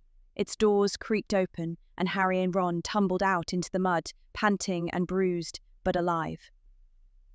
The castle loomed in the pale morning light. We know what it is, Ron gasped, hands on his knees. A basilisk! We know where it's hiding. They had no more time to lose. But before they could head for the entrance, a figure blocked their path. Boys, called a far too cheerful voice. Lovely morning, isn't it? Gilderoy Lockhart stood at the base of the path, dressed in travelling robes, a peacock feathered quill sticking from his pocket. He was holding a suitcase, a large one, and was clearly trying to tiptoe away unnoticed. Harry and Ron exchanged a look. You're leaving? Harry asked flatly. Lockhart stiffened. Just a planned trip. Rest and rejuvenation, you understand. Very taxing work, all this monster business. Ron pointed at the suitcase. Looks like a bit more than a weekend away. Lockhart gave a weak smile. Well, Hogwarts doesn't need me anymore. The, situation is under control. Harry stepped forward, voice hard. We know it's a basilisk, and we know where it's hiding. Lockhart's face drained of colour. I beg your pardon? In the pipes, Ron added. And we've got proof. You're coming with us, Harry said. You're the defence professor. Time to do some defending. Lockhart backed up a step. Well, I'd love to help, but you're the expert, right? Ron said with a sharp grin. Time to prove it. There was a long pause. Lockhart swallowed. Think of all the glory of defeating the basilisk. Sounds like another book tour, don't you think? Harry said. I suppose I could, supervise, Lockhart said. Harry didn't wait. He turned toward the castle. Come on, we're going to Moaning Myrtle's bathroom. Lockhart followed reluctantly, dragging his suitcase behind him like it weighed 100 pounds. Harry stood outside the entrance to Moaning Myrtle's bathroom, the castle around him quiet as if it were holding its breath. Ron checked his wand with shaky hands, while Lockhart loitered a few steps behind, trying to flatten his hair in the reflection of a cracked window. Harry reached into his pocket and pulled out the small, leather-bound notebook Hermione had enchanted for them back in first year. Its cover was scuffed, edges curled, the charm still intact, though unused for far too long. He opened to the most recent page. The last message he'd sent had faded weeks ago. Concerned. Hermione? Are you okay? No reply. She hadn't written anything since before Christmas. Not a joke, not a fact correction, not even a sarcastic comment about Ron's handwriting. Now, as they stood on the edge of danger, Harry pressed his quill to the page and scribbled, determined. "I'm coming for you. Hang on." He watched the ink soak in. The words remained for a moment. Then, slowly, they too vanished into the parchment. No answer. Harry closed the notebook and slid it back into his pocket, jaw tight. She was still in there somewhere, and he was going to bring her back. The door creaked open with a groan that echoed off the tile. The bathroom was damp and dim. Moaning Myrtle hovered over the far sink. "Back again," sniffed, floating upright and narrowing her cloudy eyes. "Not many visitors lately, you know." Harry stepped inside, Ron and Lockhart trailing him. "Myrtle," he said gently, "we need your help." She perked up instantly. "Really? Help? No one's ever asked me that before." "We think the entrance to the Chamber of Secrets is in this bathroom," Harry said. Myrtle's expression turned dreamy. "Oh, well, I'm not sure, but maybe my death could make sense of it." She pointed to one of the sinks. "I died in that one. I was crying in the stall when I heard someone was speaking in a strange hissing voice, and then I saw great yellow eyes by the taps, and then, well, you know the rest. There has been a girl coming here, opening that sink. I just assumed it was a secret passageway, but if it is the chamber, then my death is more significant than I imagined." Harry moved to the sink. There, carved faintly into the base of one of the taps, was a small snake. "Thank you, Myrtle. Your death will not be in vain." Myrtle gave a somber nod and floated away. "Go on then," Ron whispered. "Try speaking snake." Harry nodded, heart hammering. He closed his eyes, focused on the serpent emblem, and hissed, "Open." The tap glowed red, then spun violently. The sink shuddered and sank into the floor, revealing a wide, dark chute. "Well," said Ron faintly, "that's not ominous at all." Lockhart blanched. "Surely we don't all need to go down there." Harry gave him a sharp look. "Lead the way, Professor." I insist you go first for tactical observation." Ron shoved him lightly toward the edge. Harry took a deep breath. With a last look at Ron, Harry slid into the pipe and vanished. Ron followed with a "Pasukte, thank you there." "This is mad," and Lockhart, the flow the whole way, tumbled in behind before Ron. The tunnel stretched out before them, slick with condensation and reeking of mildew and rot. The walls, roughly carved, narrowed and curved with no light save for the tip of Harry's wand. They walked in silence. Each step echoed. Somewhere far ahead, water dripped in rhythmic plinks. Slime clung to the walls, and the air grew colder with every foot they travelled. Ron stayed close to Harry's shoulder, wand out and trembling slightly. Lockhart dragged behind. "She tasty might peep a licks me ot," under his breath about nasty underground damp and ministry-issue cloaks. Then Ron stopped. "Harry," he whispered, pointing ahead. Something shimmered faintly in the light, a piece of parchment, fluttering beside the edge of the tunnel wall. Harry snatched it up. It was torn from Hermione's notebook. The ink was smudged but still visible. "Don't trust what she says. I'm not." The rest had been clawed through. Harry's stomach turned. She was here. Ron's face went pale. "That means she walked this tunnel, or something dragged her through it." They pressed on. Soon they came to a larger chamber, where bones littered the floor. Rat skeletons, mostly, but also larger ones. Lockhart let out a whimper. "I think we're close," Harry said, glancing back. "Stay sharp." Ron nodded, his grip on his wand tight. Behind them, Lockhart gave a "Huh, yes, quite close, and, well, terribly dangerous, isn't it? I do admire your bravery, boys, but I'm afraid this is where our paths must diverge." Harry turned. "What are you talking about?" Lockhart's face, though still composed, had gone pale. He raised Ron's broken wand, snatched from the boy's pocket during the climb down. "You see," Lockhart said, straightening his cloak with theatrical flourish, "this adventure ends here. For you, at least. Memory charms are tricky, but I've always had a knack for them. Tragic accident, really. 2 students lost in the depths of the castle. Ron lunged. "Give me back my wand." Lockhart stepped back quickly. Wand aimed. "Obliviate." But Ron's wand had other ideas. With a wild shriek, it sparked blue and then exploded. The ceiling above them cracked with a deep rumble. Rocks and dust rained down. A blast of wind knocked all 3 off their feet as the tunnel wall collapsed, cutting Harry off from the others. When the dust settled, Harry coughed and stumbled to his feet. "Ron!" he shouted, pressing against the pile of fallen stone. "I'm okay," came Ron's muffled voice from the other side. "Lockhart's out cold." "Can you dig through?" "Not unless I grow a second pair of arms." Harry leaned against the stone wall, heart pounding. He was alone now, and the tunnel ahead stretched forward, dark and silent. "Be careful, Harry." Harry took a breath. "I'm going in." He turned from the wreckage and pushed forward, toward the heart of the chamber and toward Hermione. The tunnel narrowed until Harry had to squeeze sideways through the final passage, the stone slick beneath his fingers. His breath echoed ahead of him, too loud. The shadows deepened, and then, quite suddenly, the passage opened. He stepped into a vast, silent chamber. Stone serpents coiled up the towering pillars, their eyes watching.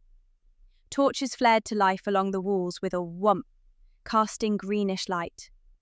At the far end of the hall, beneath the enormous carved face of Salazar Slytherin, she lay motionless. "Hermione!" Harry's voice cracked as he sprinted forward. Her robes were torn at the shoulder, her skin was deathly pale, lips colourless. The diary rested beside her, its pages splayed open, ink spilled like blood around it. He dropped to his knees and cradled her gently, but she didn't stir. Her pulse fluttered, weak. "Hermione," he whispered. "It's me, Harry. Please, wake up." Harry's eyes flicked to the pages. Lines of faded ink crawled like veins across them. Not just one message, but dozens, written in Hermione's tidy hand. He squinted, reading, "You understand. You really listen. Sometimes I feel like no one at school sees me. I didn't mean to snap at them, I want to do what's right. You believe in me. Thank you. I have a strange dream last night. The girl in the bathroom was whispering again. Should I tell someone? Please answer, what's happening to me? What have you done? I won't let you win. I won't." The entry stopped there. The ink trailed off as if yanked from her hand. A shadow loomed. Harry turned and found himself staring into the calm, handsome face of a boy who shouldn't have been there. "Tom Riddle," Harry said, breath catching. Tom smiled faintly. "You found me." Harry stood slowly, wand drawn, placing himself between Tom and Hermione. "You used her." Tom gave a small bow. "She wrote to me first. I answered." He stepped toward the diary, trailing fingers along its leather spine. "She poured herself into these pages, Harry. Her doubts, her pain, her hopes. And I listened. I was kind. I gave her the answers she needed. She trusted you," Harry snapped. "And you, what, took her over?" Tom tilted his head. "No, Harry, I'm becoming her." He stood, calmly brushing off his robes. "Do you know what it feels like to live behind parchment? To be remembered only in ink? And then, to find a mind so sharp, so proud, so full of light it practically begs to be hollowed out." His gaze dropped to Hermione. "She fought. For a while. Brilliant minds always do. But brilliance makes the fall all the more exquisite. She's quiet now. Soon she won't even be there." Harry's grip tightened on his wand. Tom's eyes flicked to it, amused. "That won't help you. You're not her. You're not real." Tom's smile widened. "Oh, but I am. Every hour she wrote, I grew stronger. Every secret she shared, I took another step out of the dark. I'm not just inside her anymore. I'm under her skin. Her body, her magic, her voice, they're mine now. He stepped closer, whispering like confession. And when I slit your throat with her wand, I'll watch those famous green eyes go dark, all while wearing the face of the girl you call home. Harry staggered back, breath caught in his throat. Tom straightened, voice calm again. I was Tom Riddle, once. But names are for boys, and I have outgrown him. His eyes flashed, his voice dropped. Now I am only what the world fears, the shape of power, of silence, of your end. Call me Lord Voldemort, or call me Hermione Granger. Either way, you'll die looking into her eyes. The mouth of the great statue behind him groaned open, stone cracked, scales slivered forward, gleaming immense. Harry backed toward Hermione's body, heart hammering. I'm not letting you get away with this. Don't look into its eyes, Harry thought. No matter what, don't. Tom stood, arms wide. You've already lost. And from the mouth of the monster, a hiss like the world's end rose into the air. The hiss echoed like thunder in Harry's skull, a sound that didn't just reach his ears but scraped against his bones. Tom stepped back, arms spread like a maestro conducting an orchestra. From the statue's gaping maw, the serpent emerged. The basilisk, its body slithered with the weight of centuries, scales scraping stone, eyes sheathed beneath translucent lids. Even shielded, their power radiated like heat, ancient, primal, lethal. Harry didn't run. He couldn't. Not with Hermione behind him. Not after everything. His breath came fast, but his legs held. He clenched his fists. Rage built inside him, not fear. Rage for what had been done to her, to Ginny, to everyone. The serpent uncoiled fully, its massive head sweeping low. Tom's voice was barely a whisper, thick with amusement. You should run, Harry. No, Harry said. Tom tilted his head. Then die. The basilisk struck. Harry dove aside, rolling hard across the stone. The serpent's jaws cracked where he had stood. Dust fell from the ceiling. He scrambled to his feet and felt something shift against his back. The hat. The sorting hat. He didn't remember packing it. He'd stuffed it into his robes after Dumbledore had given it to him in the hospital wing. Almost as a joke, a test. Now it weighed on his shoulders like iron. Harry yanked it out with trembling hands. It was just a hat, battered, old. Then it pulsed, heavy, heavier. His fingers found the inside brim, searching blindly, and felt it. A hilt. Harry drew it. The blade slid free in a gleam of silver, etched with runes that hummed against the dark. Godric Gryffindor's sword. Tom faltered. That's not possible, he said quietly.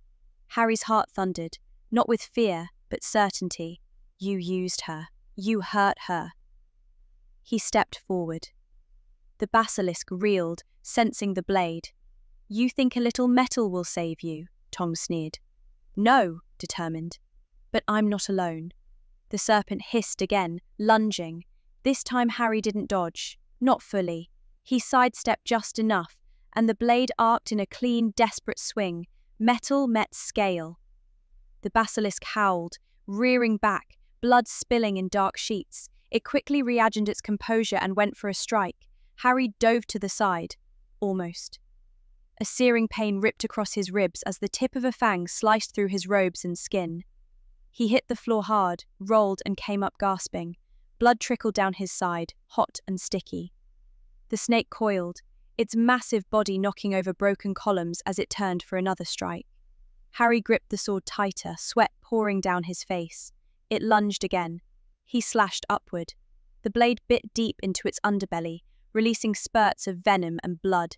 The serpent screamed, a deafening, hissing wail, and lashed its tail, catching Harry in the stomach and launching him like a rag doll.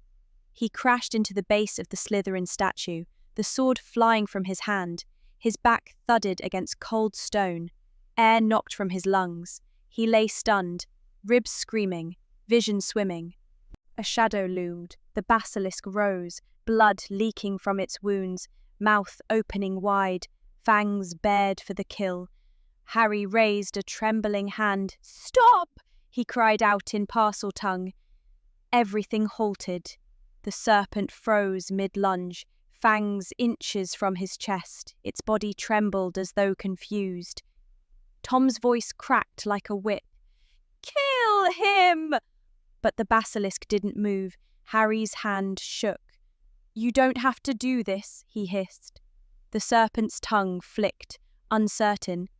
"He commands you, but he is nothing, a shadow," Harry whispered. "You are not his slave." "You are born to obey," Tom spat, stepping forward.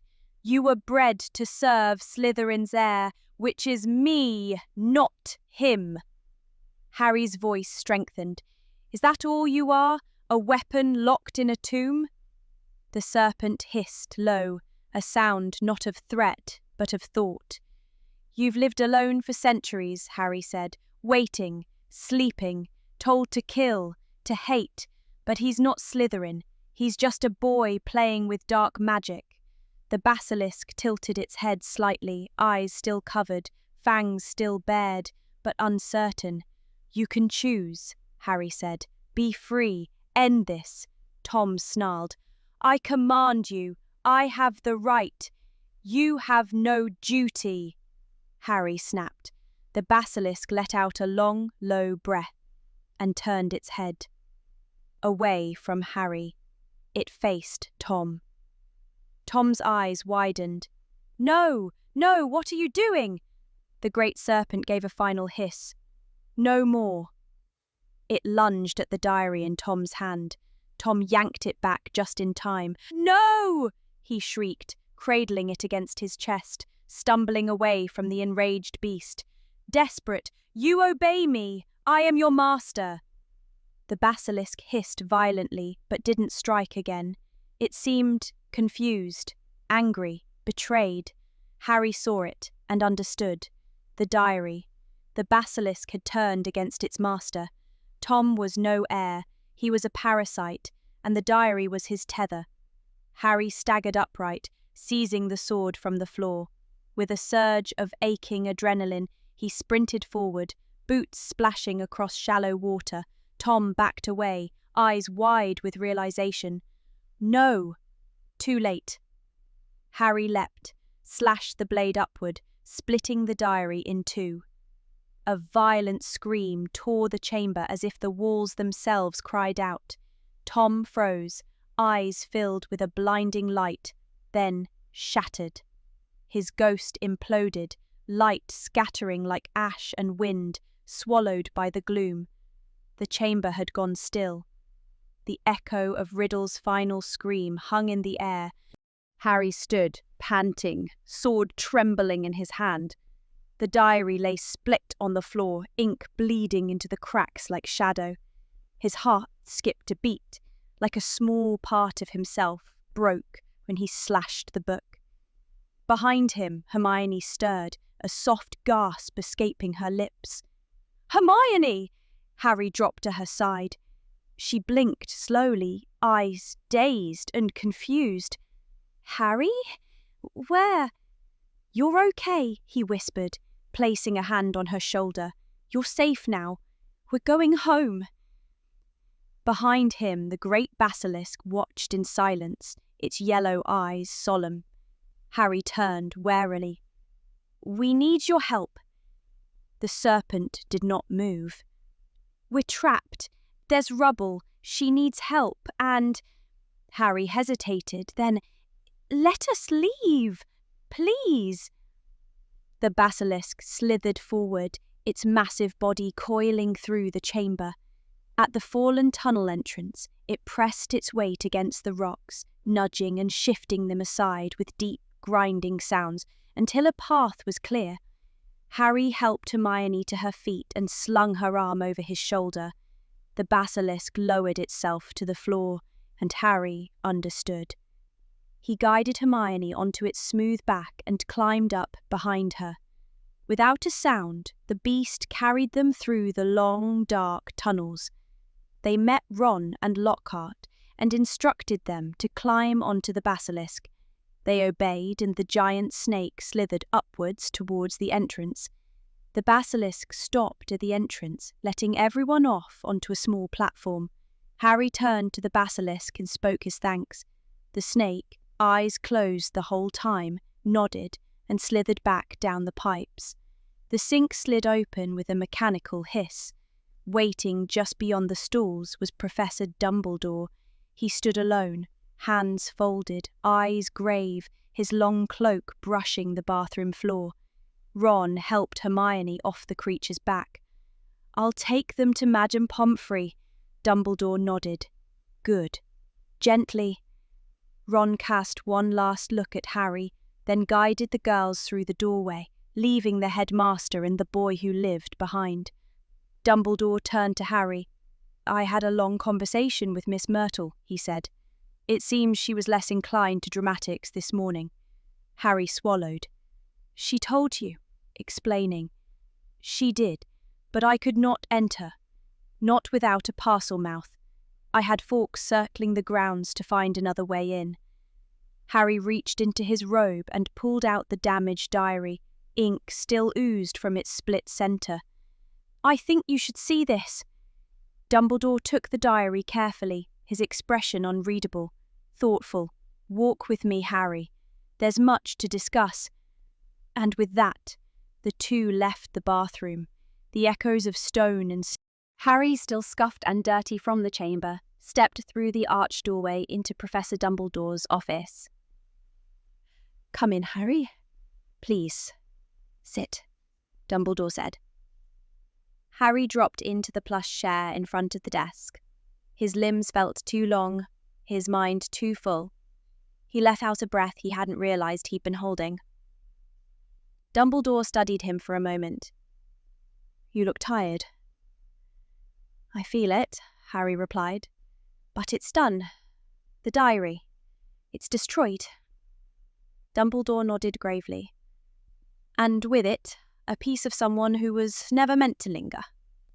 He placed the burned, blackened remains of the diary on the desk. The leather binding was warped. The pages inside were cracked and crumbling, like dead skin.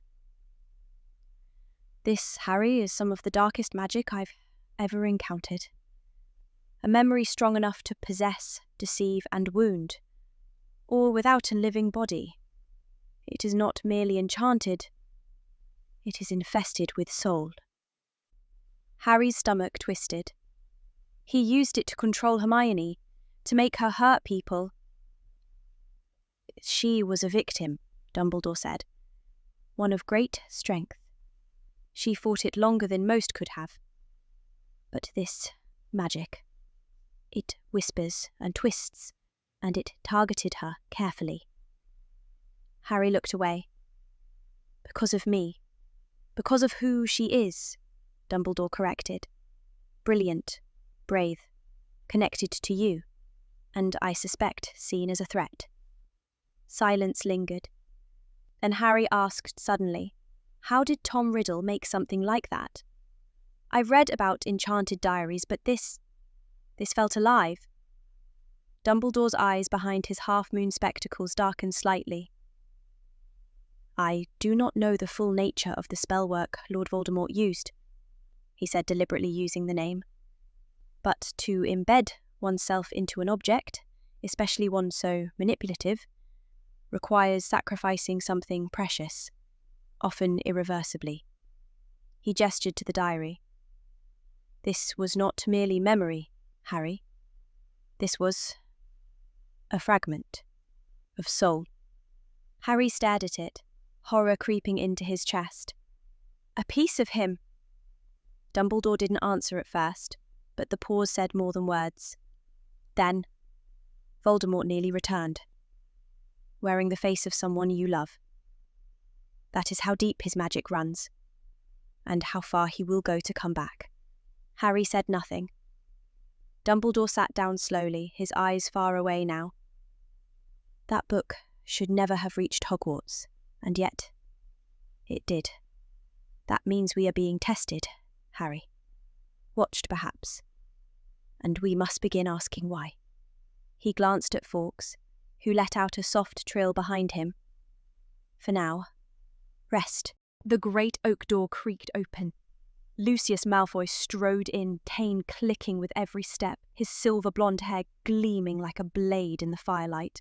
Dobby scuttled in behind him, head bowed low. "Dumbledore," Lucius said coolly, "Hagrid has been reinstated. I take it you're enjoying your victory." "I care little for victory, Lucius," Dumbledore replied, rising. "Only for justice, and for the safety of my faculty and students." Lucius's eyes flicked toward Harry. "And I suppose it was this boy's noble heart that saved the school?" Harry stood but said nothing. Dumbledore spoke calmly. "The true culprit has been revealed. An artifact of Voldemort's own design, given, as we suspect, to an innocent student, by someone who had no right meddling in Hogwarts' affairs." Lucius's mouth curled. "Careful with your accusations. I make none." "Not yet," Dumbledore said mildly.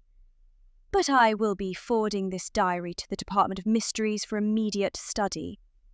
Unless, of course, you prefer I keep it here, in case someone wishes to claim it." Lucius said nothing, but his grip on the cane tightened. "Dismissed," Dumbledore said, turning away. Lucius sneered and turned toward the door. Harry watched the elf trailing after him, small, miserable and trembling. A sudden thought struck him. He reached into his bag, pulled out an old sock from Quidditch practice and shoved one of his textbooks inside it to give it weight. "Mischievous. Mr. Malfoy," Harry said, stepping forward. "You forgot this." Lucius turned just as Harry shoved the book into his hand. "Wouldn't want you leaving anything behind."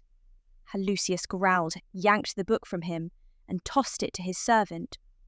Dobby caught it mid-air, opened it, and there it was. He froze, blinked, slowly unfolded it. His hands trembled.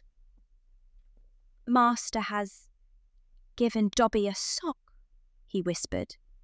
Lucius froze. Dobby's voice rose. "Dobby is free!" Lucius turned in fury. "You tricked me." Harry stepped forward. "You were going to kill me with that diary, weren't you?" "Seems fair." Lucius raised his wand in fury, but Dumbledore's voice cut like steel. "I dare you." Lucius hesitated. Then, with a last withering glare at Dobby and Harry, he turned and stormed out, cape billowing behind him. Dobby looked to Harry, tears in his eyes. "Harry Potter." "You are your own now," Harry said with a grin. "Do what you want." Dobby smiled.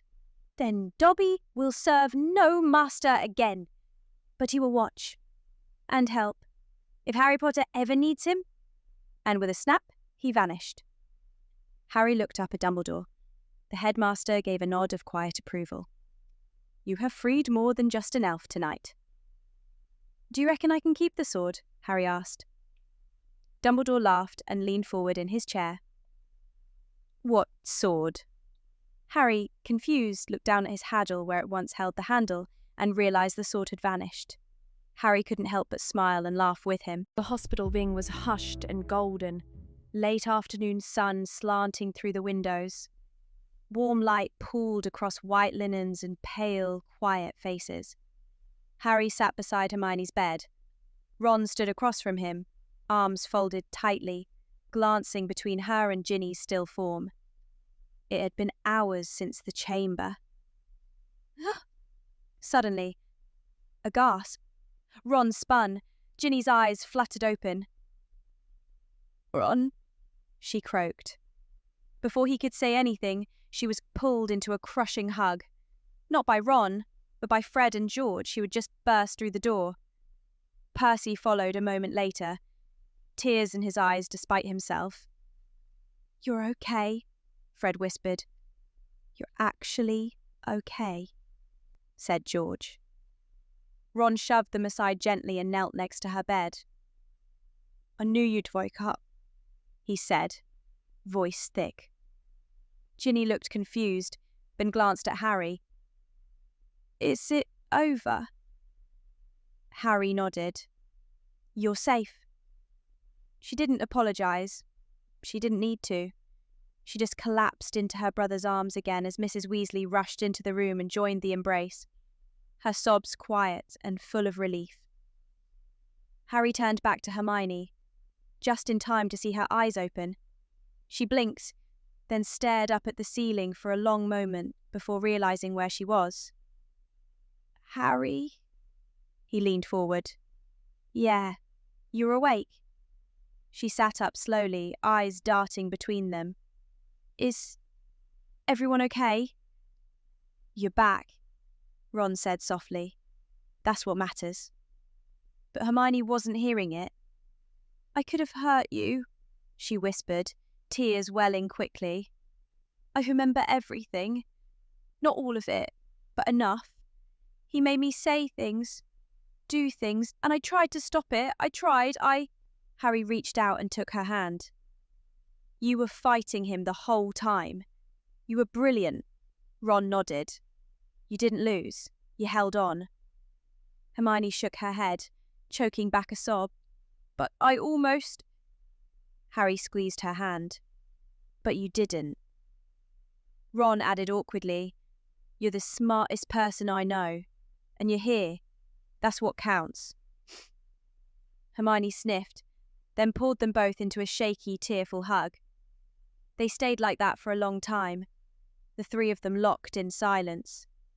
Ginny, now sitting up with a blanket around her shoulders, watched them from across the wing. She didn't speak, just gave Hermione a hesitant look. She understands, but is still afraid. The door opened gently. Professor Dumbledore stepped into the hospital wing, his eyes soft, his usual twinkle dimmed by reverence. "Awake," he said with a small smile. "Thank Merlin." Mrs. Weasley stepped back from Ginny, dabbing her eyes. "Albus!" Dumbledore took her hand, then turned toward the beds. He gave them all a long, appraising look. "You've been through something few others ever will.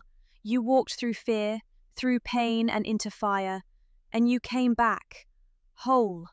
Tired, wounded perhaps, but whole." Hermione looked down. Ginny stared at the floor. "You have nothing to be ashamed of," Dumbledore said, his voice gentle but firm. "None of you." Then he straightened. "Which is why I have something to ask of you." They looked up. "There is a feast being prepared in the Great Hall. It is not a victory feast, not really. It is a celebration of return, of safety, and of the strength this school showed in the face of darkness." He looked to Ginny. "You are not being asked to stand before anyone, Miss Weasley, but your return will help others know the danger has passed." Then to Hermione, "And yours will remind them how brilliance can overcome any obstacle." He turned to Ron and Harry. "And yours, gentlemen, will remind them that friendship can be stronger than any curse." No one spoke. Then Hermione nodded. "We'll come." The doors to the Great Hall opened slowly. For a moment, nothing happened. Then, heads turned, one by one, as Harry, Ron, Hermione, and Ginny stepped inside. Behind them was Justin, nearly headless Nick, and others who were affected by the basilisk. A silence spread through the hall like a ripple on water. Then, from the Gryffindor table, Fred and George leapt to their feet, clapping thunderously. Percy followed, straighter than ever, beaming. One by one, the rest of the hall rose with them, Hufflepuff, Ravenclaw, even Slytherins, who looked unsure but clapped nonetheless. Hermione froze, overwhelmed by the noise, until Ron nudged her forward with a sheepish grin. Come on, might as well enjoy it. But there were still whispers in the air as she passed by. Harry didn't say anything. He just walked forward toward the raised staff table, where Professor Dumbledore stood smiling, arms gently outstretched. Tonight, Dumbledore began, once the applause settled into warm murmurs, we mark not a victory, but a return. He paused. We return from fear, from silence, from shadows. The candles overhead glowed brighter. The enchanted ceiling shimmered with silver-edged clouds, and the breeze outside had shifted, no longer cold, but soft and warm. We return to laughter in the halls, Dumbledore continued, to the clatter of cauldrons and the rattle of chess pieces and the noise of arguments about homework. The students laughed, and that laughter was real. I would ask you to raise your goblets not only to those who walked into danger to protect others, but to those who stood their ground, who stayed, who watched, who waited. Together you all preserved the light of this school. He gestured subtly. And so, I ask you to welcome back students whose bravery, sacrifice, and friendship have inspired us all. Justin reached Harry first and shook his hand firmly. You didn't have to, he said, but you did. Thank you. Harry nodded, unsure what to say. Ron turned as Ginny's brothers descended on her, no longer tearful but teasing and bright. I told Mum you were the toughest Weasley, George said, ruffling her hair. Obviously, Fred added, since Ron fainted after it was all over. I did not. Laughter spread again. Real, easy laughter.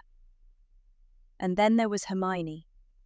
She stood very still beside Harry and Ron, hands clenched, looking out at a crowd of classmates she had fought so hard to protect, and almost lost herself to. One girl from Ravenclaw stepped forward and said softly, Welcome back. Another from Hufflepuff. You were so close. Thank you for fighting. Hermione blinked quickly, and Harry gently nudged her forward, the three of them stepping back toward their seats at the Gryffindor table. They sat down together. Hermione exhaled deeply, like she was letting go of 1,000 pounds of fear. She looked at the two boys beside her, wiped her eyes, and smiled. Ron leaned forward. Told you they'd go mad. Hermione looked past the smiling faces at the Gryffindor table to the Slytherin table. Well, not all of them. Draco Malfoy and many others grimly stared at her, like an abomination was being championed. She also noticed some Ravenclaws and Hufflepuffs giving her deep, stoic stares. Harry snapped her out of it. Don't pay attention to the people who think they know more of what happened. It does no good coming from experience. Harry gave a warming smile which reassured her. A booming voice came behind them. I agree with Haru. False assumptions can send you to dark places. It was Hagrid. The trio swarmed him in hugs and shouts. Hagrid welcomed their greetings and focused his attention on Hermione for being so brave. And then, with a snap of Dumbledore's fingers, the feast appeared. Roast chicken, Yorkshire pudding, shepherd's pie, glazed ham, warm bread, jugs of pumpkin juice. Plates appeared, goblets refilled, conversations bloomed like spring flowers. For the first time in months, the school felt alive again. The three friends sat there, surrounded by the thrum of voices and clatter of silverware, their shoulders brushing, no longer weighed down by secrets or shadows. Outside, the wind was warm, and inside, Hogwarts had come back to life. The evening after the feast was calm. Harry, Ron and Hermione walked side by side down the sloping grounds, shoes damp with dew, sleeves brushing in the breeze. The castle behind them glowed with warm light, and for the first time in months, didn't feel like they were watching. Ron kicked a loose pebble. Well, that's it then. Another year, a murderous monster, a soul-splitting diary, and I nearly blew Lockhart's head off. Harry grinned faintly. You nearly blew yourself up? Yeah, well... Ron patted the pocket where the remnants of his wand were tucked like a snapped twig. Mum says I'll get a new one before third year. She's still shouting about the car, though. Hermione glanced at him. You really shouldn't have tried to obliviate someone with a wand held together by speller tape. You're one to talk, Ron shot back, but not unkindly. You blew up Harry's bed. Hermione flinched, just slightly. I didn't mean to, she murmured. I know, Harry said gently. They reached the edge of the black lake and paused, gazing out over the glassy surface. For a while, none of them spoke. Hermione was quiet, not in her usual focused way. She was listening, to the breeze, to the silence inside her own thoughts. I still hear him sometimes, she said. Tom. Like a shadow in the back of my mind. Harry looked at her. She still looked tired, but stronger now, present. You're not alone, he said. She nodded. I know, but it's hard to trust myself. He made me believe things I'd never say out loud. Maybe want things I thought I'd never want. He nearly erased you, Harry said softly, and you're still here. That's not weakness. That's you winning. Hermione blinked hard. Thanks. Just don't go exploding anything else, all right? They continued down the shore, the castle now fully lit behind them. Dumbledore said Fudge is furious, Harry muttered. Furious at who? Ron asked. Everyone. Us, Dumbledore, the Board of Governors. The story's already changed twice. First, it was a cursed item from the war. Now it's an isolated magical mishap involving an unsupervised student. And Lockhart? Hermione asked bitterly. Apparently he fell victim to his own bravery. That's what the prophet says. Ron made a rude noise. More like victim to his own stupidity. Harry shrugged. The Ministry doesn't care about truth. They care about avoiding panic. They wanted Dumbledore out, Hermione said. And when he stopped the attacks anyway, they just... At the hill's crest, they sat on a flat patch of earth, looking out toward the forbidden forest. The summer wind pulled gently at their robes. I don't think it's over, Harry said at last. Hermione nodded, resolute. No, it isn't. He tried to come back through me, she whispered. He wanted my face, my voice, my body. That's not the end. That's a test run. Determined. Then we don't let him win next time, Harry said. Ron looked between them, exasperated. We're still only 12. Confident. We won't always be, Harry replied.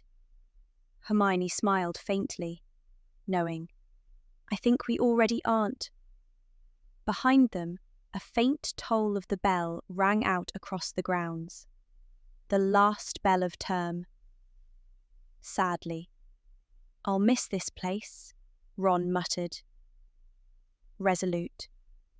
I won't, Hermione said, standing, determined. I'll come back stronger. They walked up the hill together, 3 small figures silhouetted by starlight.